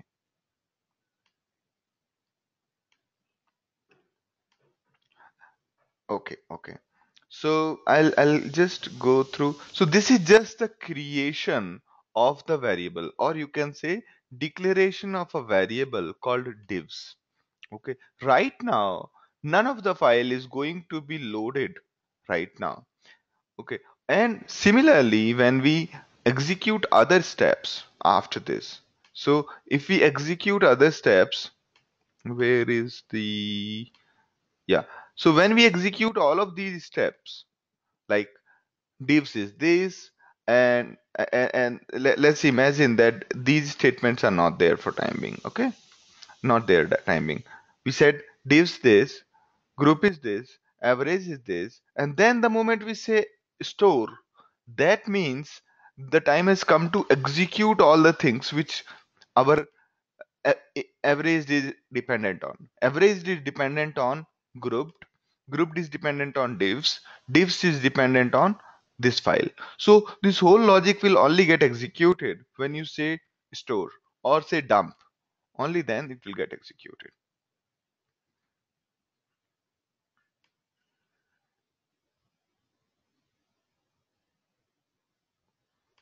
Right, right, right. So basically, Arun's question is that is there a link on how to read, explain plan? So basically, as you go around running your query, you should actually keep on looking at the explain plan. Other than the Pig main manual, their website, they have a bit of description. Okay, they have bit of description, but I'll send you the link. Okay,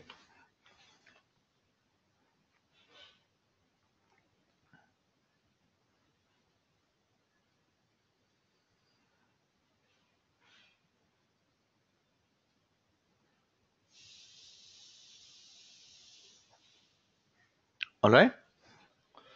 Now let's move on.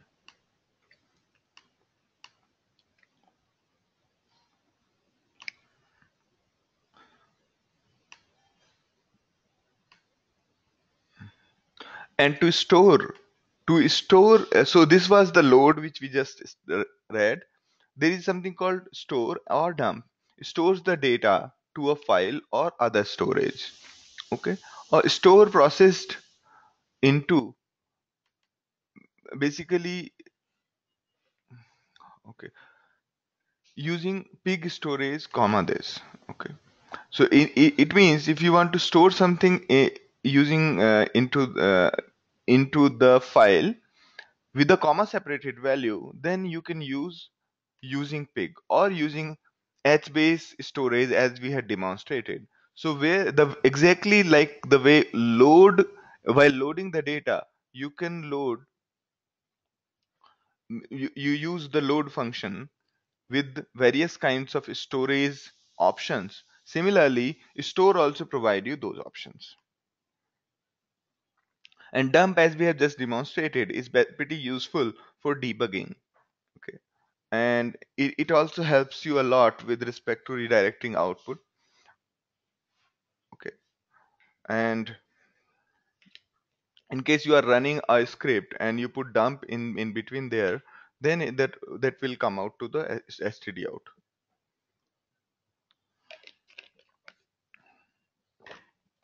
All right.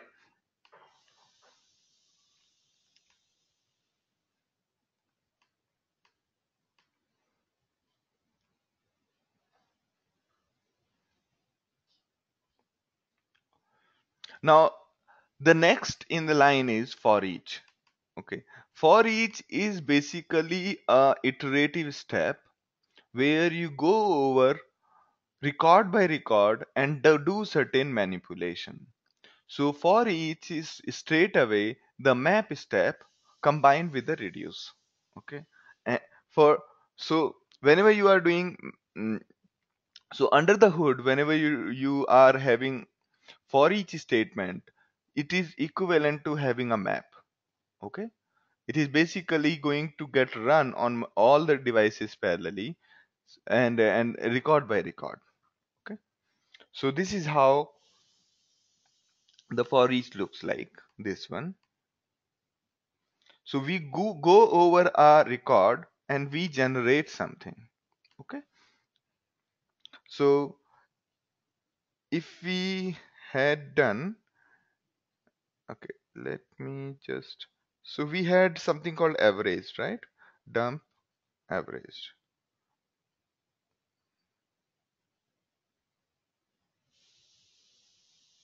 It takes a lot of time.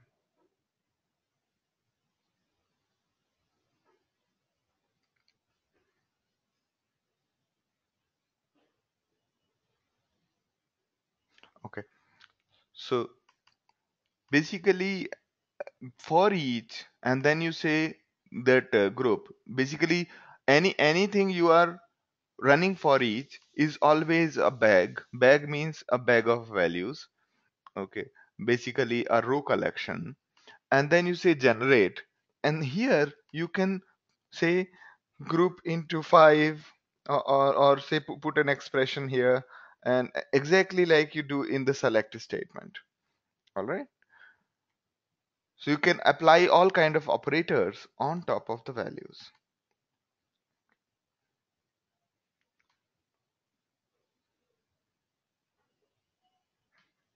Not really, you can't dump only some columns. You dump only it has a single syntax. Okay, Arun's question is that.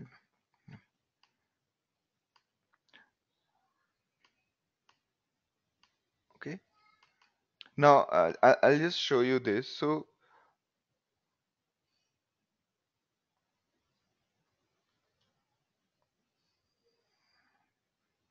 okay,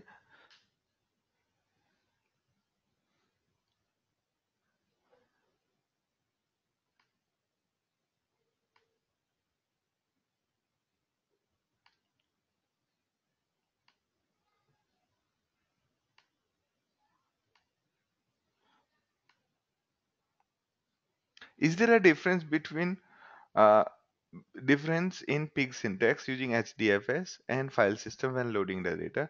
The difference, there is no difference in file syntax. If you are connected to pig minus x local, it will pick the files from local. If you are connected to the Hadoop, then it will pick the files from the Hadoop. Okay, as from the HDFS. Okay, So here you can see that this is the standard way of loading. We loaded exchange, symbol, date, and low high, and after that we basically can do basic operations such as for each prices generate close minus open. Okay. Similarly, gain 2 is you can have for each prices, and then in case we have not given the names to the individual field or individual columns, then we can refer to them using a dollar sign and their location. Okay. So 1, 2, 3, I mean 0, 1, 2, 3 is open, 4, 5, 6 is close. Okay. So it starts, the whole indexing is from 0, and this is how it works.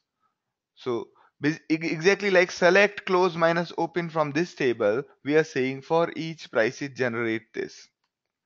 Okay. Because in case of pig, this field may not have a name if you have not defined, if you just call like this. If you just call like this, then it may not have the name. And in those cases, you can use it like $3, $6, $4, or by a reference to the index.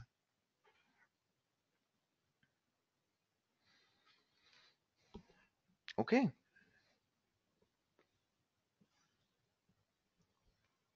Similarly, you can also select only few columns using for each. Okay. Arun, as you were saying that for dump, right? So you could use a for each with this kind of syntax and then dump. Okay.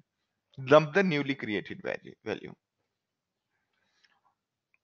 So we can say all the columns starting with generate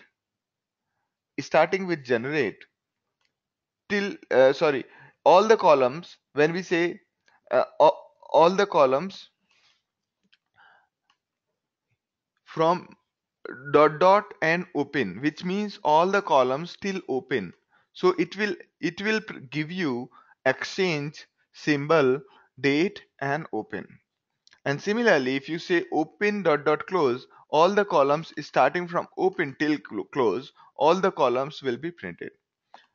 And then you have similarly you have the other way, like from volume till the end. So volume, ADJ, close. So all of those will be considered here. So this is how you can select the row ranges, and you can do an operations between the fields, and this is how you can select the fields ranges. Okay. Any questions still here?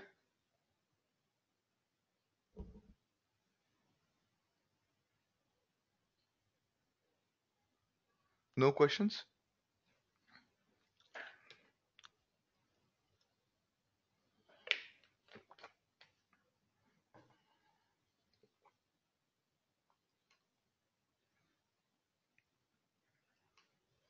Anyone?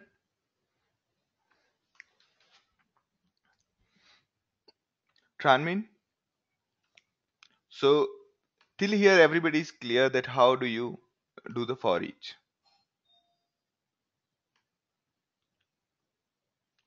Multiple but not serial column selections.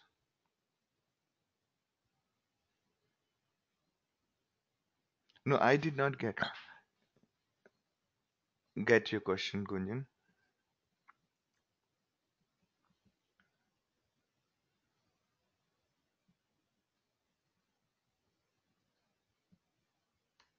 So in those cases you simply use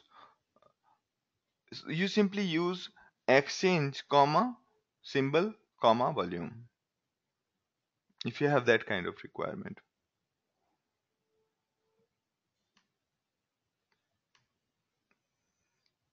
Okay. Yeah. Ireya, you were saying something?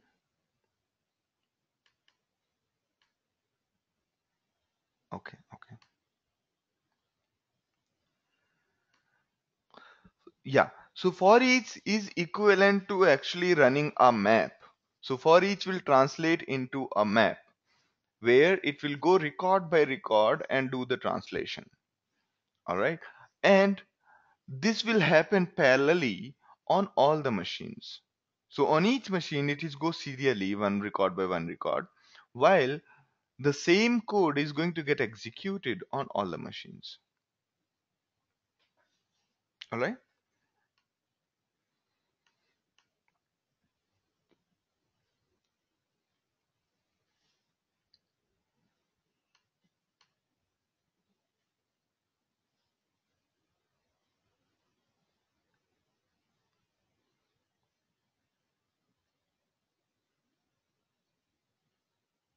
Yes. So in that case, if we are querying HBase, it means that maybe querying to HBase multiply. Yes. Many queries to HBase. Yes. The only optimization step is, since HBase is similar to data node and master node architecture of HDFS, so Pig will make sure that it only sends queries to those nodes that contains the data of HBase and accordingly get it from there instead of.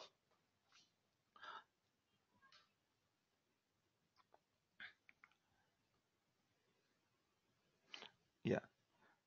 Okay, so similarly, basically there will be multiple queries to HBase, but they will be distributed to multiple nodes of HBase.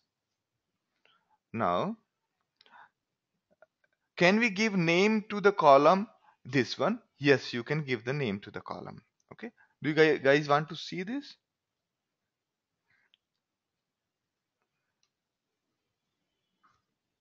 Okay, now let me try if I can.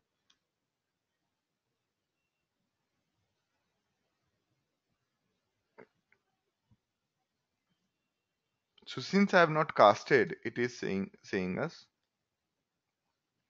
Okay.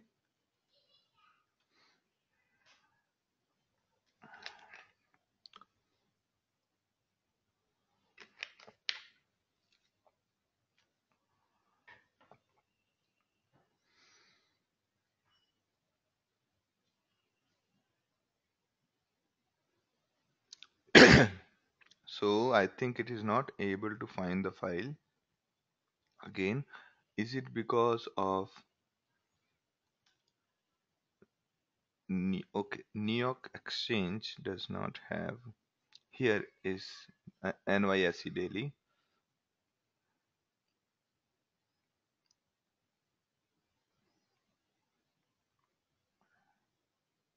Okay.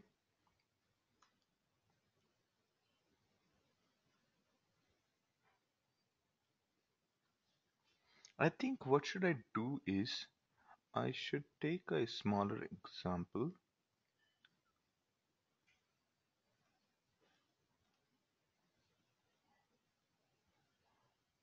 Okay, let me.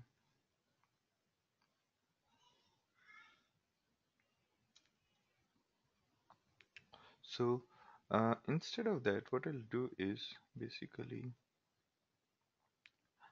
uh, Hadoop. Is the data folder there? CT data. Okay. So instead of that, I'll actually run it in local mode so that it'll little faster and I can demonstrate you a little more. Okay.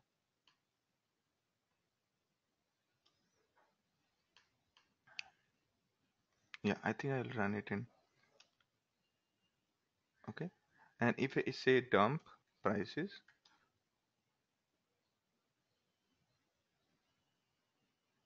okay. So this is how it has loaded everything.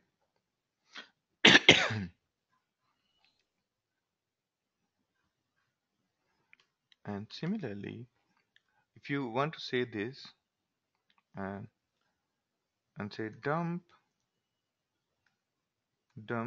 gain,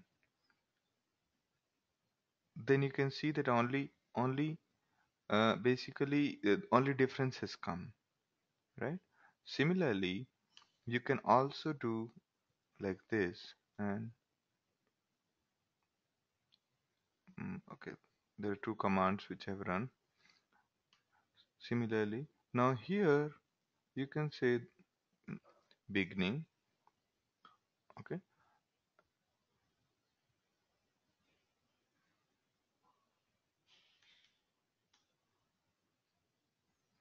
so as you can see, these three values are printed here: symbol, date, and open. Symbol, date, and open.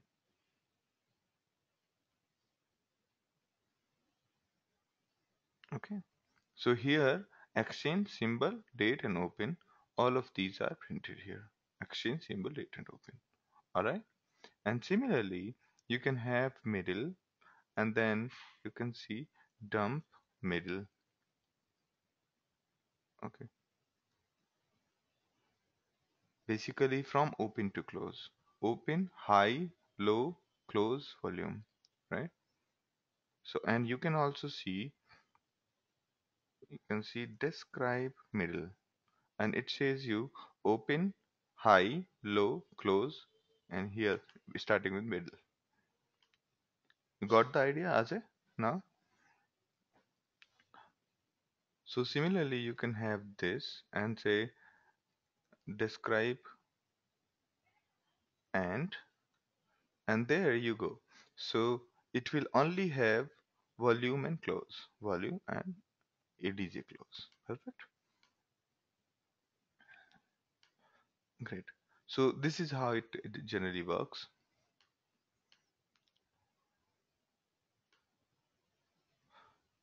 Okay. So how many reducers are there for this class? So as I told you that for each converts to something in map reduce. So how many reducers will this have?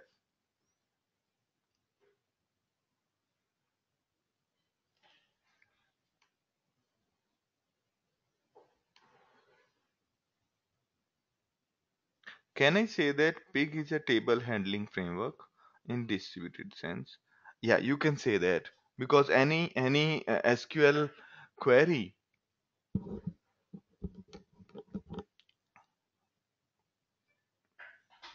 has an equivalent in pig, and that query gets converted into MapReduce for distribution. Not really. It's a little different format where two tuple basically it's a little bit format than standard table. Okay, it's a little bit different than a standard table because standard table doesn't have a concept of maps. Maps as in hash map or key value pairs and that kind of thing is not there. Okay.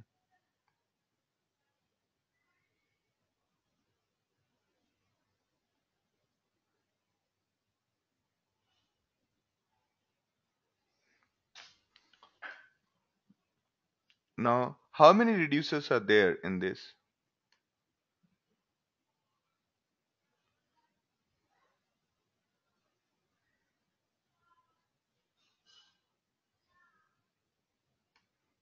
Okay, is it visible to everyone?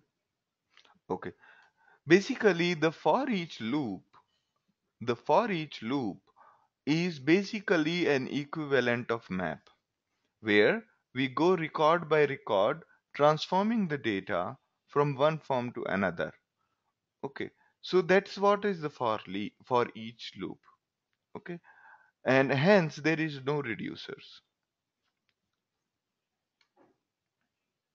So Deepak, which question is exactly you're looking for?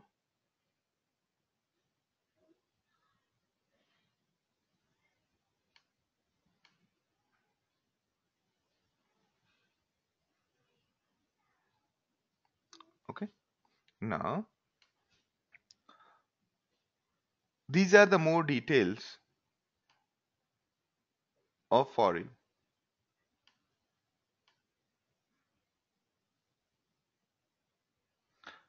No, basically, what I was trying to explain here that under the hood, pig actually generates the map and reduces.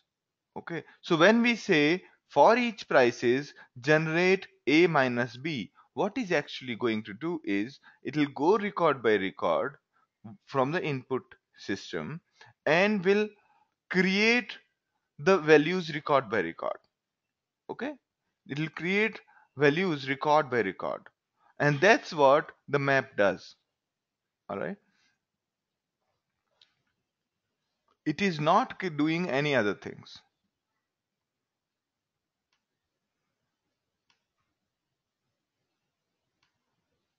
There is no aggregation involved, no reduce is there. Yeah, so one map. Yes.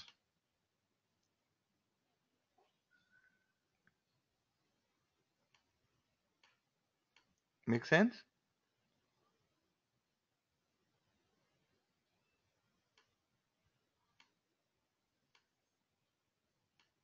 Great, great. Now here, look at this closely. Here we are loading this, and there is one more file over here, which is basically you can see there is something called baseball. Okay, so in this baseball, the format of the data is like this. Okay, format of the data is like this. There are two strings, and then there is a collection of rows with the fields, and then there is a hash map of values. Okay, like this. Can you guys see? Okay, so like this. Okay, now here these are all fields, separate fields of a tuple of a, or you can say a row. Okay, and there lies the complexity. I'll just make it a little simpler to you so that it doesn't scare you. Okay. Now this is a map. Okay. This is a while this is a bag bag of tuples like this. All right, like this. Now, if you have to load such kind of data, if you load such kind of data, it's actually very easy. All you can do is load here load from baseball, and my name is care array, and my betting is this map. Okay, and then the other thing you could do is you could iterate over it and generate any other kind of map. Okay, and this is how you basically deal with a complex data type. Okay, so basically if there is something called betting average over there, then how should I explain this? And what I'm doing right now is taking, basically you look at this value. Okay, now this will make it a little bit clear to you. Okay, so it is saying that mhm, mhm, mhm. So let me have a look at,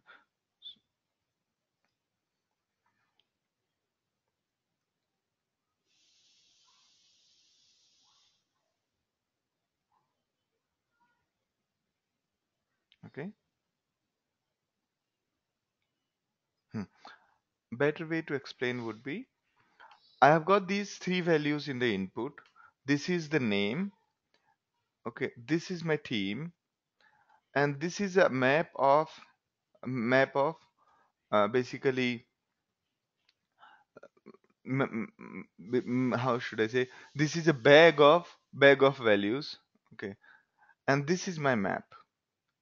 Okay, map of who played who and hit by pitch, who hit the pitch, and similarly There are other information also over here. Okay, like this. Yeah. All right. Now, if you have got such a complex data type and you just want a particular value out of that, you can basically extract particular data from that map. Okay, so this is a map which contains key value pair collection, and if you specify a key, then you'll get that particular value. I'll show you that. So out of bat, which is a map, get me this particular key. Okay, and I'm actually trying to look out for my key. which one is the which one is the average? So out of this, we have got we have got game, hit by pitch, on the base. So you can use any of these like home runs, and there should be an average. Yeah, batting average is there. So you will get 0.277 in the output as a result of this. This will give you this particular field. This one. See, batting average this. So basically we are dereferencing a particular key in this hash map. This hash map is what? It is a collection of key value pairs. Okay, so we have given this hash map a name called bat, and out of that we are only querying this particular field out of each row. Okay,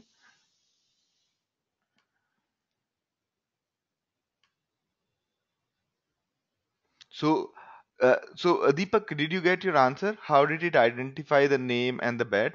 Bet it has identified because we have told it to do so. And betting average, since it is in the format like this, containing hash and in the square brackets, this is in the square brackets, right? From here till here.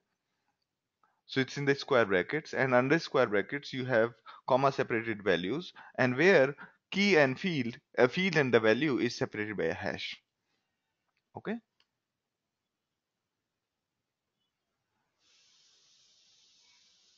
So when you are loading there, so what you could do is, okay, you could do this.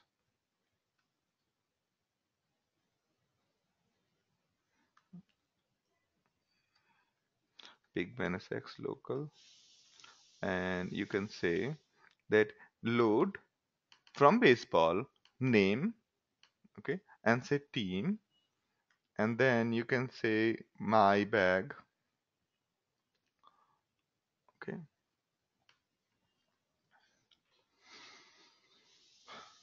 okay,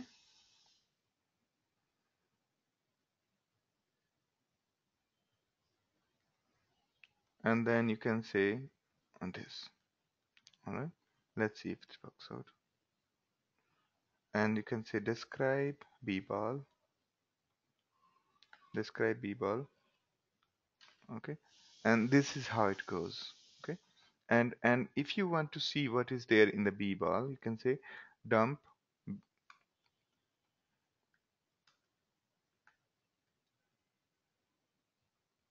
All right, yeah, all right, so we got everything got loaded into the b-ball baseball a variable, and now we can do all sorts of magic on top of it. Okay, like here.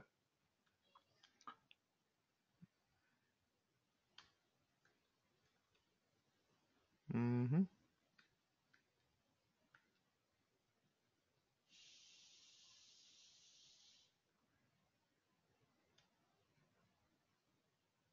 it's a little bit tricky.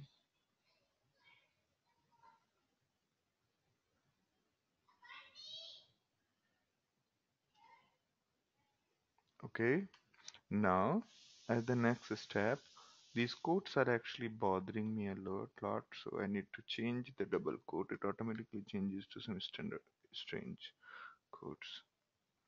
Okay.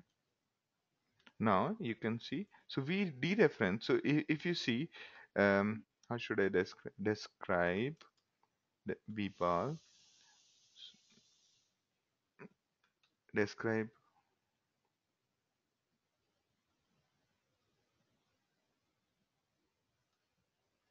So describe b ball.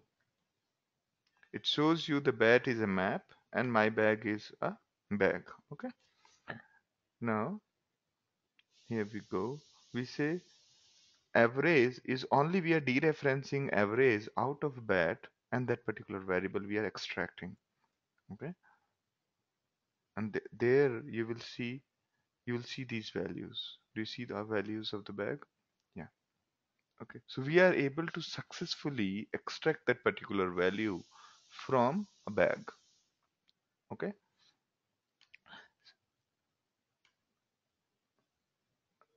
Did you get it or should I describe again this particular portion because this is very important.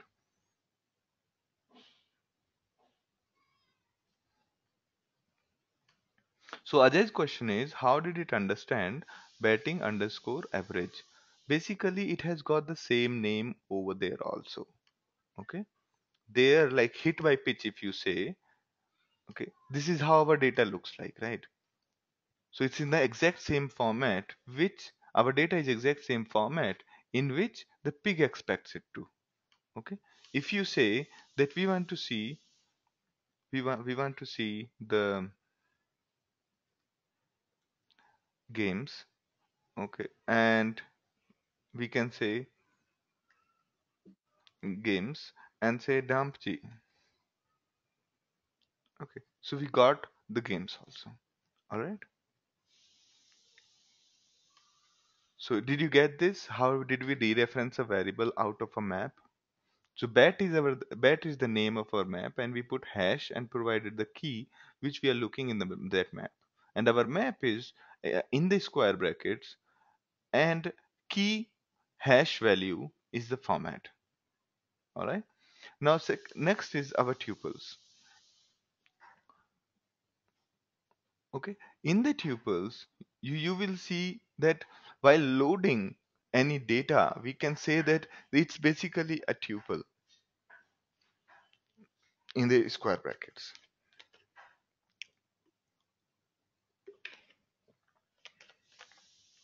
And we have got similar notation for the bag also. So either you could say that I'm loading a bag. Okay.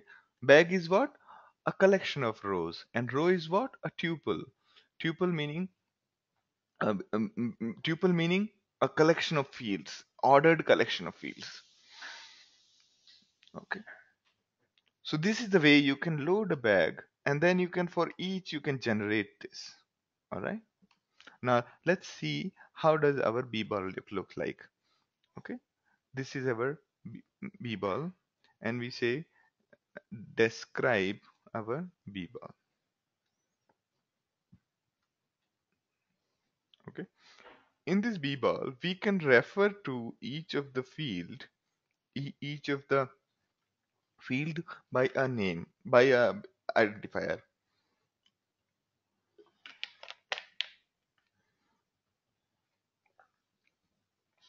Since in our case we have not given any name to the tuple fields at all, okay, this is the way you can give the names to each of the fields in the tuple. Like here, this contains basically a tuple called xy.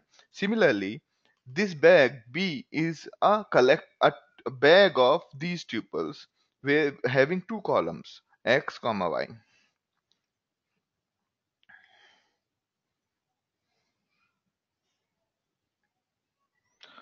No. So when we say for each generate b dot x, it means that basically bag is basically a collection of those things, right? We are not saying when we express a table, yeah. So you will get more than one rows in the output. Okay. So let me just pick it up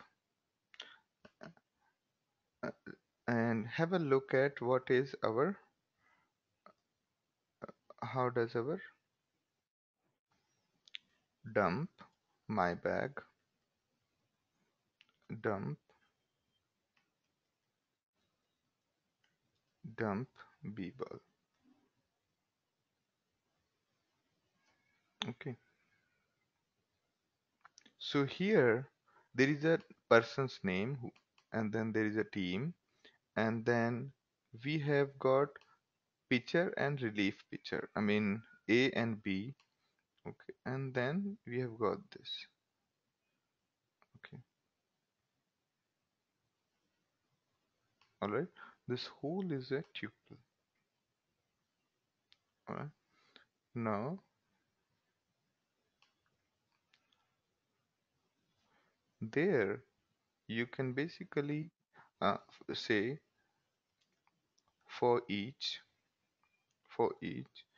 b-ball generate my bag dot $1 and say dump a. Oh, why it is so?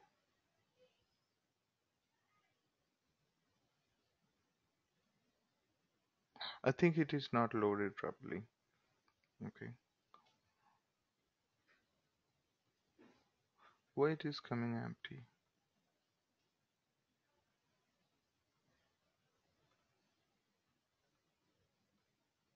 Or is the $1 does not exist?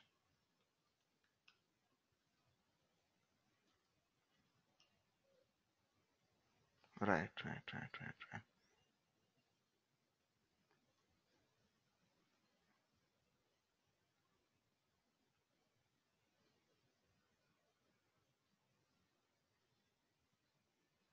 Okay,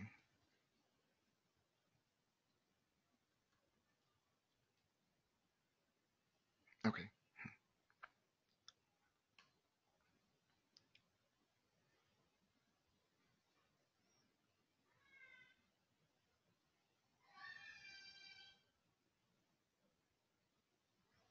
So Arun's question is, for bag, isn't it should be like for each A generate bag dot t dot x? Right. So he's right. Basically, a bag is supposed to contain a lot of variables, okay, lot of tuples, and therefore you need to always, basically, you need to refer to a particular tuple under the bag. So the ideal way is you take a bag, convert c- con- uh, basically convert it into a set of rows, then you can directly refer a particular column when you're generating over it. Okay, right now we are iterating over a bag of rows. Each row contains the detail about this.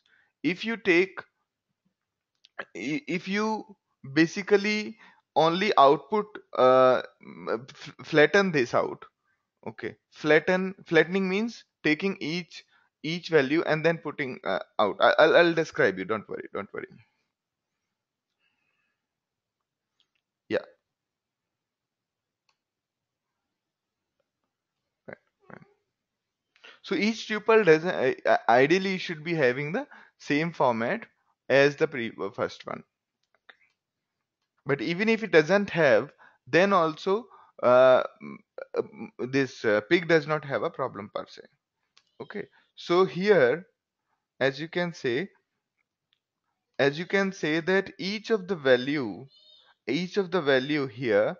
So first one is our name in this file. Second one is the name of the team, and third one is the bag of values.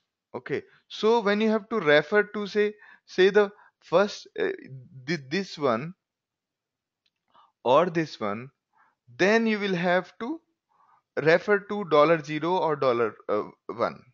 Okay. And here you can have the similar you can anyway refer to each individual here. Okay,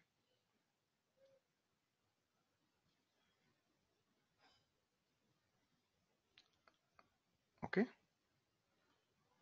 so as you can see,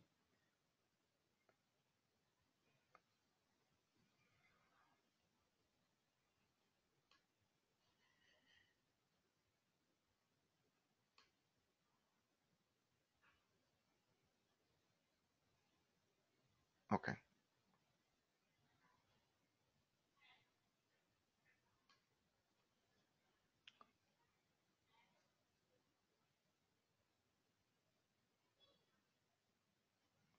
So let's try to do this. Okay. Let's try to load this kind of format, and let's just try to load our b ball here. We have got my bag, and then we say type, and then we say x char array, char array, and then we say y dot char array. Okay. Now in this you put brackets over here. So what we are trying to do here is we are trying to load it. Okay. We want to load this. Okay, and my bag is here. And over here we are saying t is nothing but a value like this.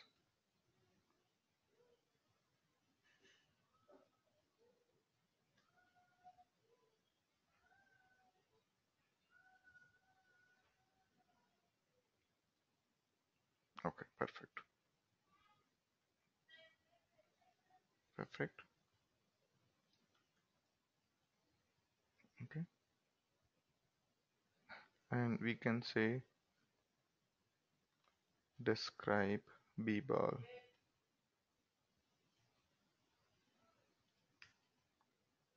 Okay. And when we say dump b ball,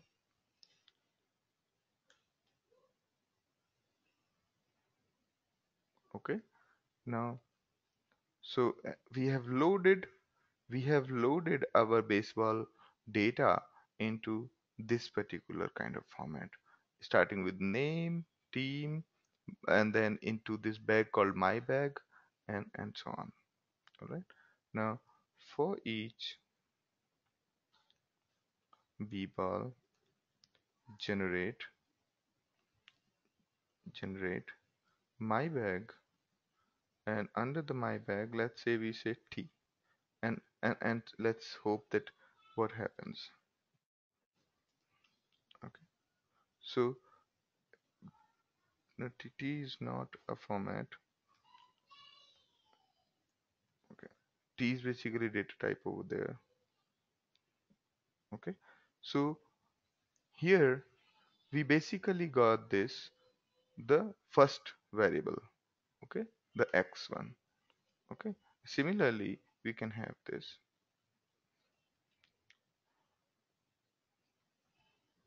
exactly same way. And if we say my bag.y and say this, then we get the second one. Do you notice the difference? $1. uh,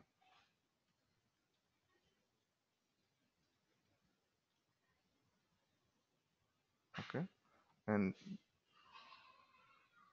$0. So a semicolon is must at the end of it. So you understand, like, the this is how we refer. This is how we refer to the values. Either we can say .x or we can say $0. All right. Okay. So T here is the data type.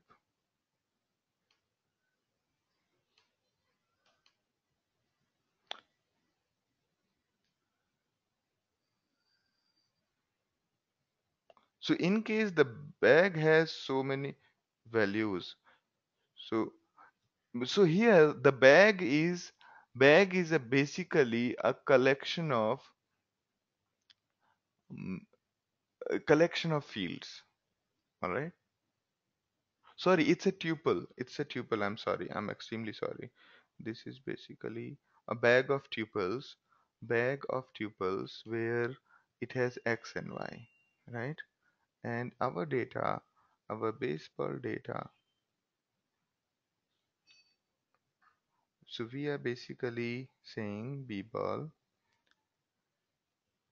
and we have got base ball data here.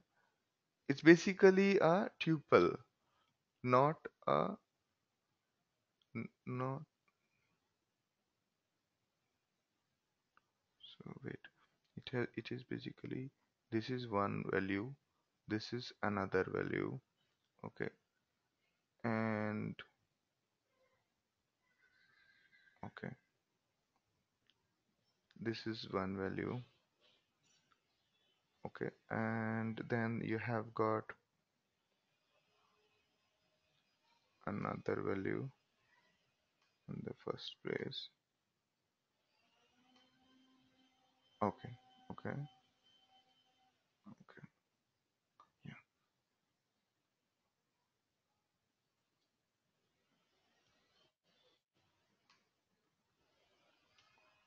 okay,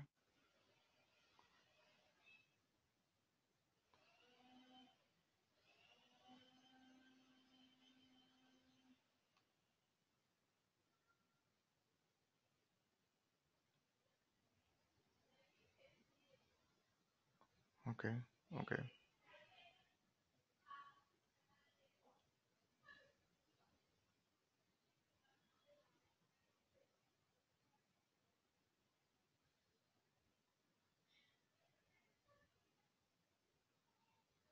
okay. So basically each of this is a bag of my field, a bag of tuples, and tuple is basically catcher and first base ball. Okay, and yeah,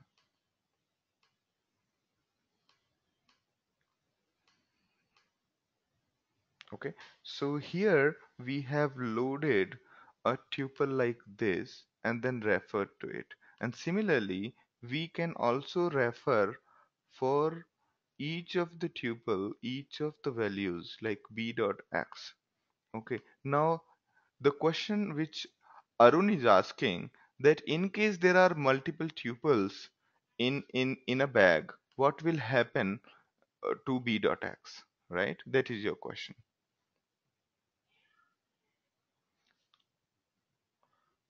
Okay, okay. So in those cases, I need to look it up. Basically, if you refer to a field like this, there are chances that it will be, if you say b dot x here, and it will basically return you the first tuple. Say here, like this, there are multiple values. Say, so under the hood, in this case, there will be x1, y1, comma, then another round bracket, and then x2, y2, and so on. So if you say b dot generate, all the values will come down into b. All the values will be coming down. Okay. So actually, we should take a better example. I'm trying to come up with a better example.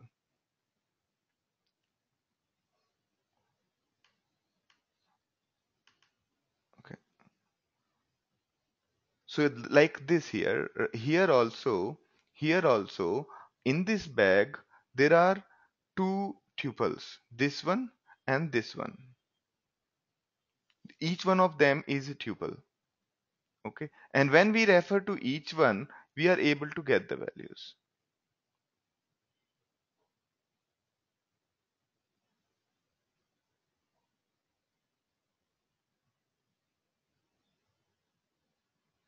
So let's say we have got B,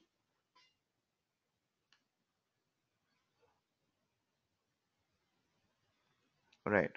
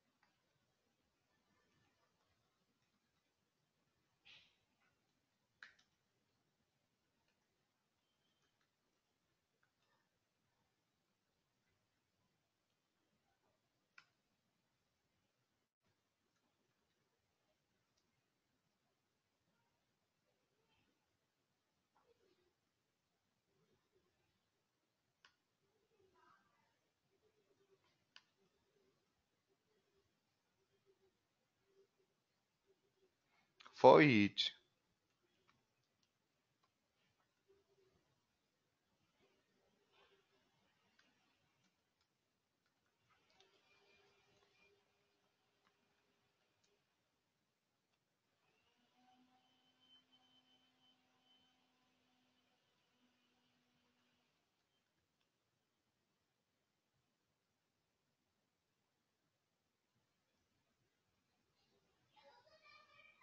Okay.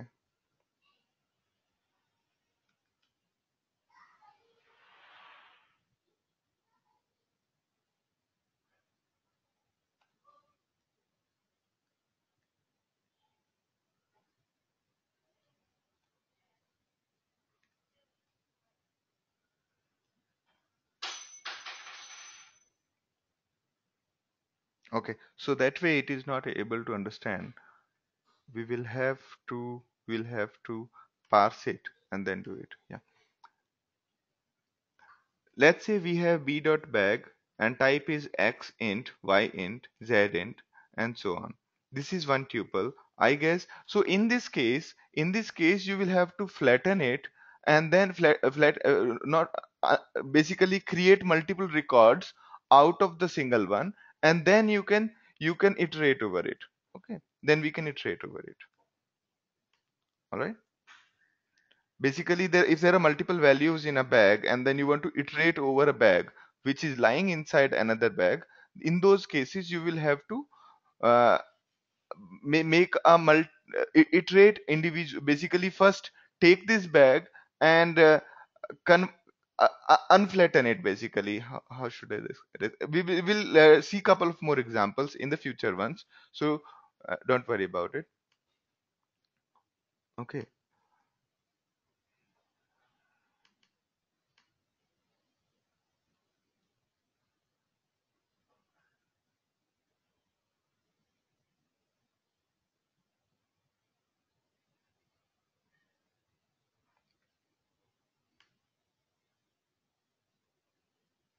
So in that case, I mean, you can put a query over there with a filter, because see, once you get the part of the bag in the horizontal format, you can put a query. Okay, we'll see that in the later slides. Don't worry. Okay, I mean, basically, we call it unfold and fold. Okay. So similarly, we can read the other complex types like this. Okay. So in the tuple projection, it's pretty straightforward. If it is just a tuple, you can access it by, say, using t dot x or t dot one. Okay. But in case it's a bag containing tuples of this type, then generating this may give you error here. Okay. This might need to be checked. I'll need to check this part. Okay. And here basically this also need to be checked. Okay.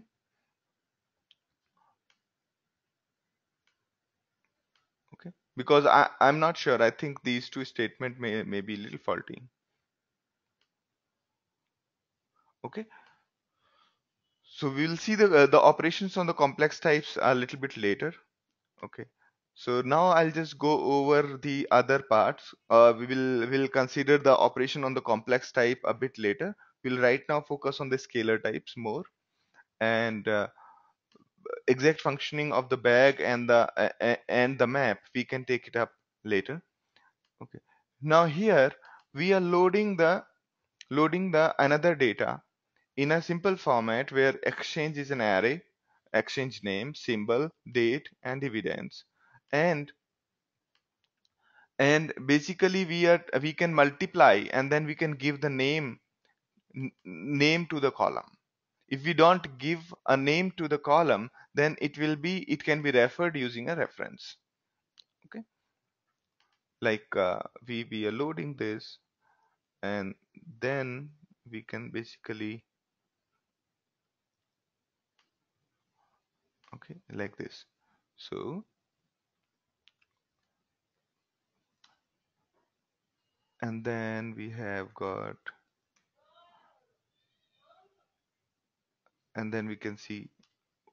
Okay, So we got basically in this screen, all we are trying to do is we are trying to convert the numbers into cents. It's as simple as that, multiplying it. Okay, and then if you dump it, if you dump in underscore cents, okay, one is or you say describe, then one will have a name and other will not have a name. So dividend, first one has got a name called dividend while second one doesn't have. And in these cases, when you iterate over it, you can refer it as $1 and this as $0. Okay, when it doesn't have the name. Now there is something called filter. Okay, there is something called filter, and filter is exactly like SQL filter, the where clause of SQL filter. Okay, so we load the dividends and then say we start the clause by filter divs by symbol matches this. Okay, okay, so filter also generates a map only. Okay, it goes record by record and only prints out the record which match your criteria. Okay, because there is no concept of indexing. There is no concept of indexing per se in pig. All right. So let's say we loaded the divs and then we are saying we might have to change the double quotes. Okay, and when we say dump or say explain starts with CM, it shows you that this is doing something. It's basically iterating over here on a bag one by one after casting the values into the data type you have done, and then it just applies the filter. Okay,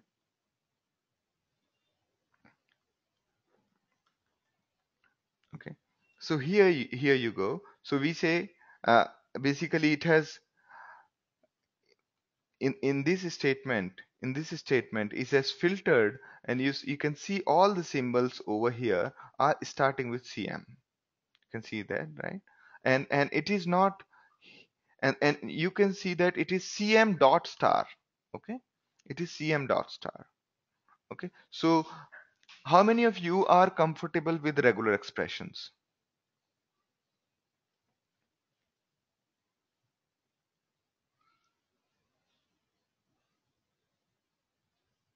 So who all are comfortable with the regular expressions?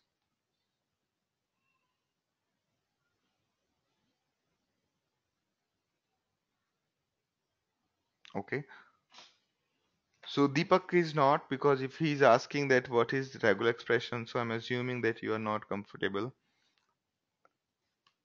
Iraya, are you okay with the regex? Okay. Okay. Basically, regex is a way, the way you had in DOS, you can say star dot star.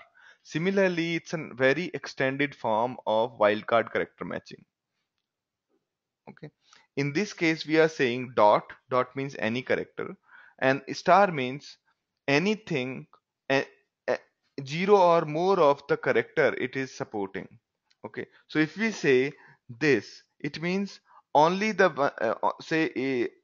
we say this, right? So only the ones which are having CMC or CMCC or CMCCC. Okay, only these kind of things will be matching. Okay, so this means that CM followed by one C or more than C's. Okay, so asterisk means zero or more of the previous character. Previous character is C here. Okay, so when I say dump,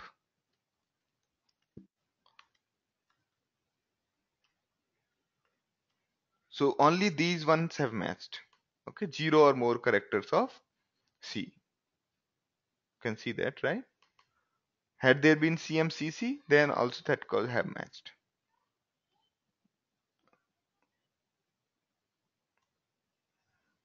Okay. So in this case, when we say dot means anything, and star means zero or more times of anything. Okay. So that's kind of a regular expression. So while searching for values, while applying filter, you can apply with the regular expression. You can also do a negation saying divs not symbol this, and then there are logical operators with which you can combine these things together and have greater than, less than, and so on. So everything which we have studied in other programming language is there. Okay. So in this case, and we can simply say result. Okay. So all the values which are between 0.10 and and greater than zero point 0.1 and less than 0.12, they are all listed. Okay.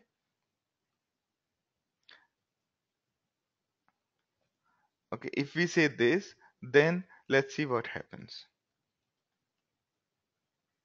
So it did work. Okay. So all the values greater than 0.12 is going above.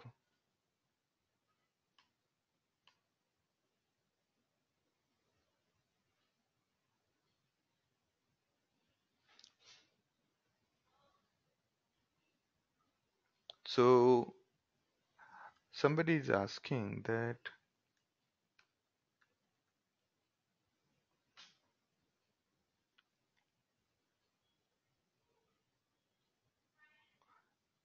yeah, you are right actually. Okay, so his question is, why is 0.10 coming equal to 0.10 coming? Because it's a decimal matching. Probably that's why it's matching it. Ideally, it shouldn't have been matching. Okay, so because we are matching doubles, that is why probably it is giving these kind of results. Okay, had it been integers, probably it could have been a different game together.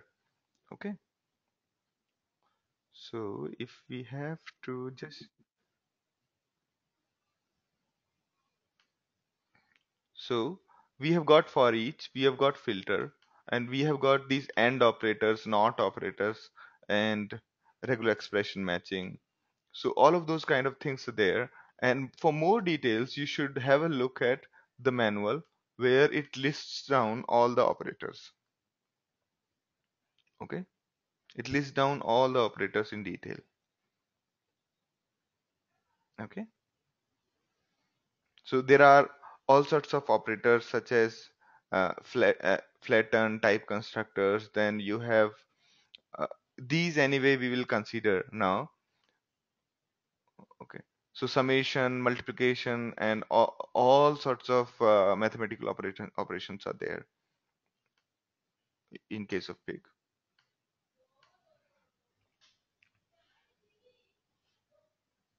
So again, let me ask you this: how many reducers does this statement produce? Zero. Perfect. Okay.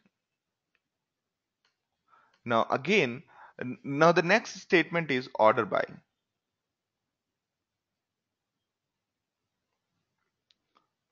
Order by and distinct.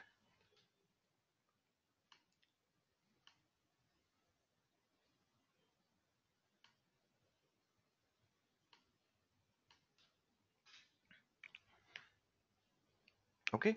So in order by, basically it is equivalent to the SQL order by.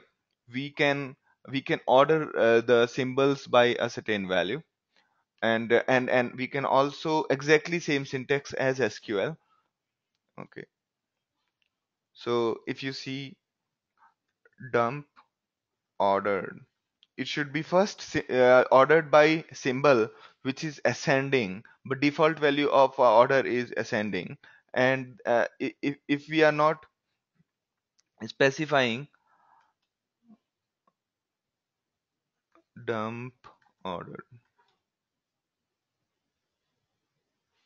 okay, So so it will be ordered by symbol name first, as you can see. It will be ordered by symbol.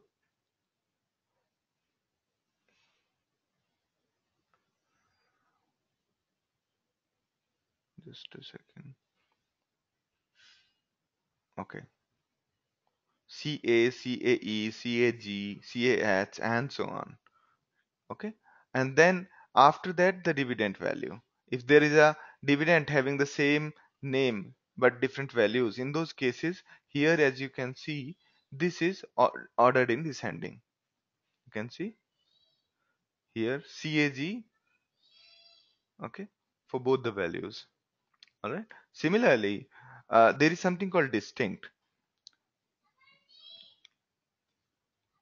Now, for order by, it will be using inside a sort of a uh, map and reduce cycle. Okay.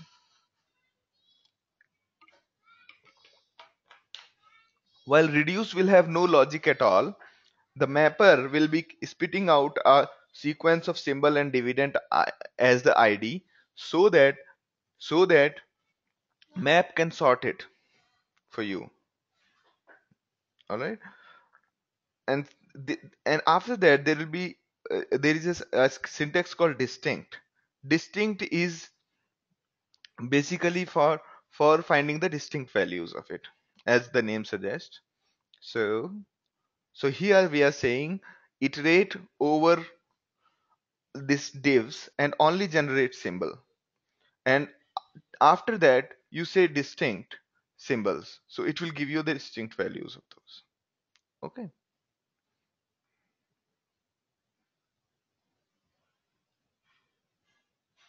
I'm sorry.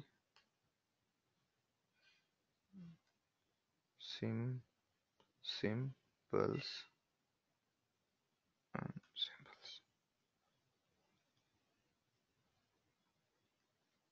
Okay.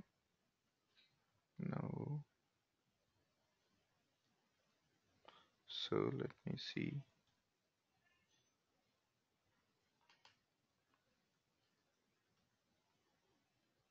Okay, these are my symbols, and if I say unique symbols, then I can dump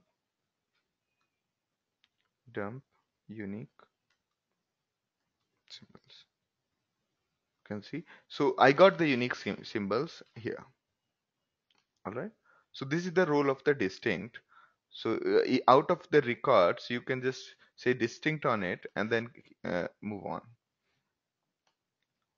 In case of distinct, there will be a reducer which will basically clean up the which will basically pick up only one values out of multiple values together.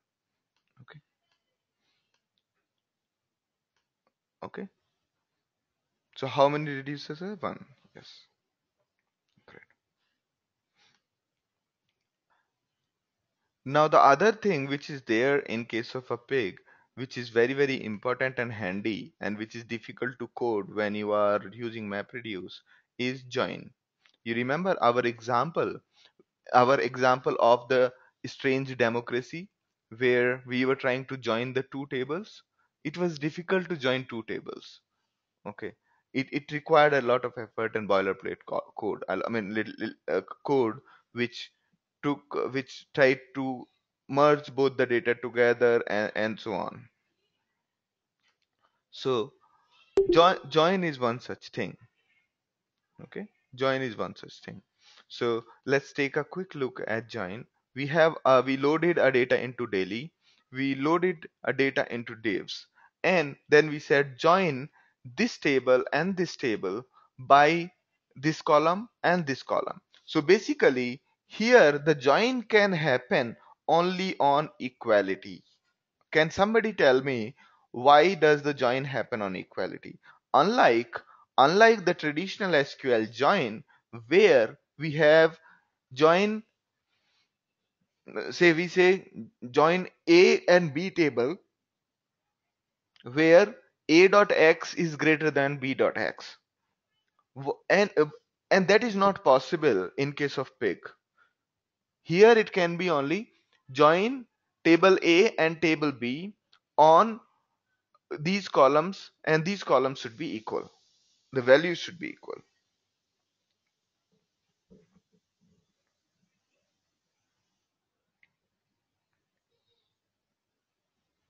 So Ajay is right, because the join here relies on the map reduces map, in which basically on the column which it tries to connect the two tables together, it puts those both the values in the same table, in the map, both the keys in the same map, and hence it will map reduce will bring those values together. Okay, unlike SQL, where it used to do an intersection and then filter out the values, that's not possible over here.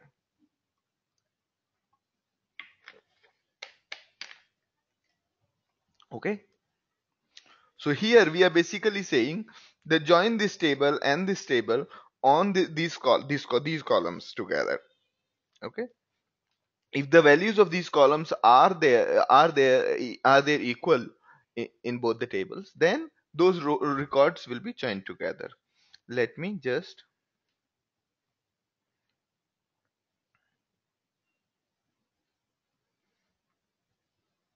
what if I had to join on two columns?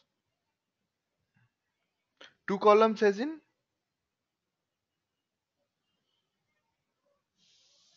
oh, you mean to say that the value of two columns should be equal. Yeah, this is what is the same point, right? In this next one, as you can see.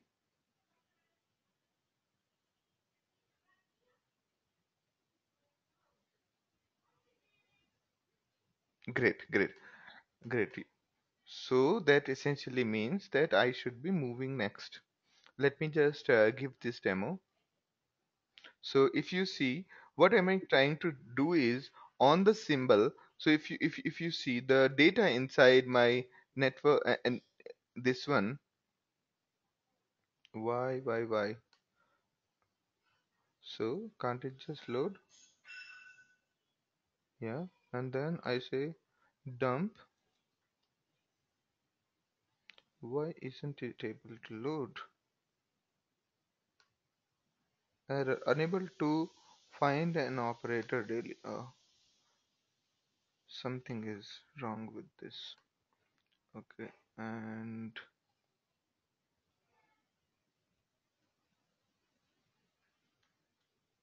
okay, let me have a look. So we have got these two tables. One is daily, and if I say dump daily, then what happens? Yeah. This time it worked. And similarly, we have got these two tables. So we'll join quickly. And so we have got J and D here. Okay. So it joined the two tables side by side. Okay. It joined the two tables. These first columns till here, till NYSE here. Come fast. Okay.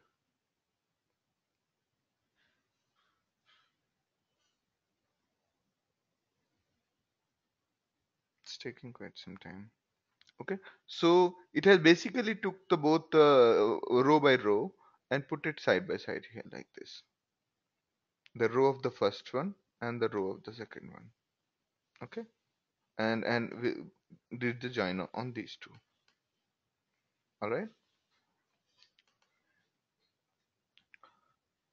and you have got composite key also, whereby you can join the two tables together, like dump J and D here, like this. Okay, on based on the two columns. Yes, there is a union. Is this a union and not intersection? In case of a union, you generally join the two row sets together, not the column sets. Okay. This is actually an intersection based on only one column value. All right.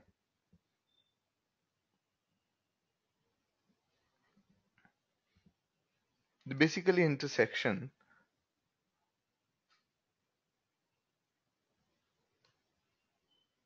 Oh, I did not don't know about the equi joins. Basically, outer join is there. I will come back to that very, very quickly. Outer join is there. Okay. And an important part is that to make a self join, you will have to load the same table, same file twice. Okay.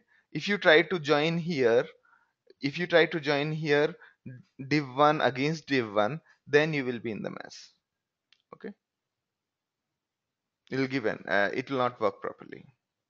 Okay, remember that part. So you'll have to load the same file twice into two row sets and two variables, and then you have to join them together in case you're planning for a self join. Okay,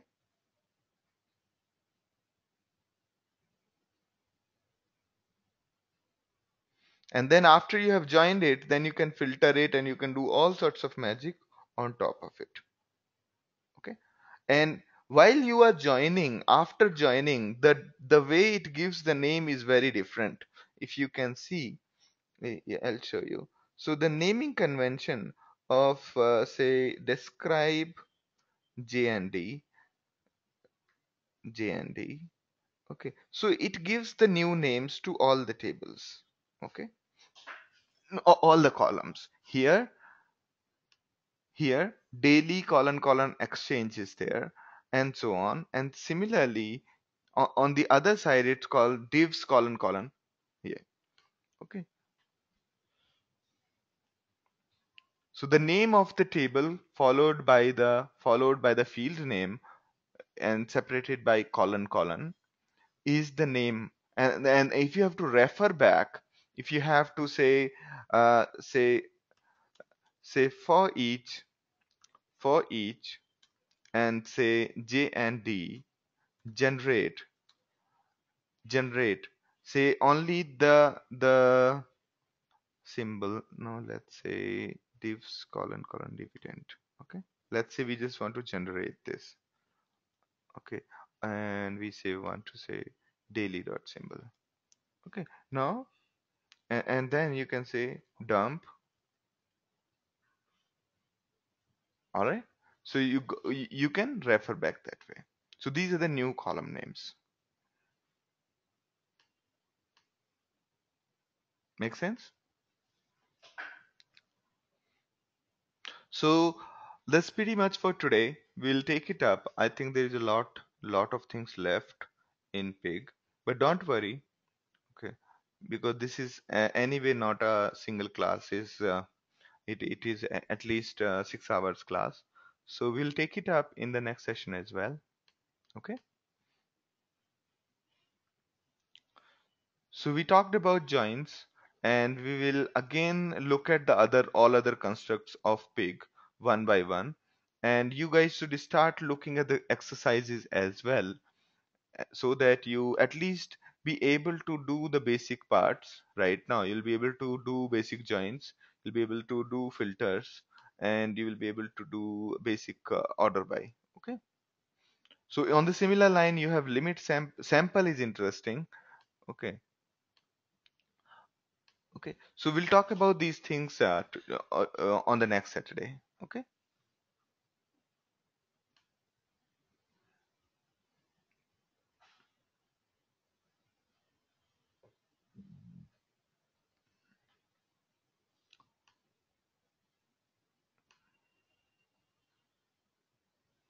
okay.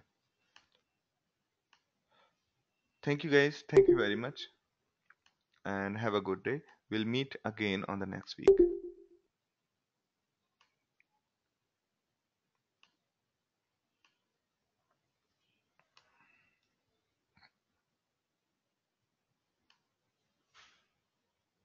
Yes, yes. So I'm sorry, Ajay. I mean, there is some format problem, and after processing the data, after processing the whole video, it told me today that there was some error yesterday while uploading. So I'm anyway started the uploading again. So I'll let you know. All right. Bye bye, guys. Have a good week ahead.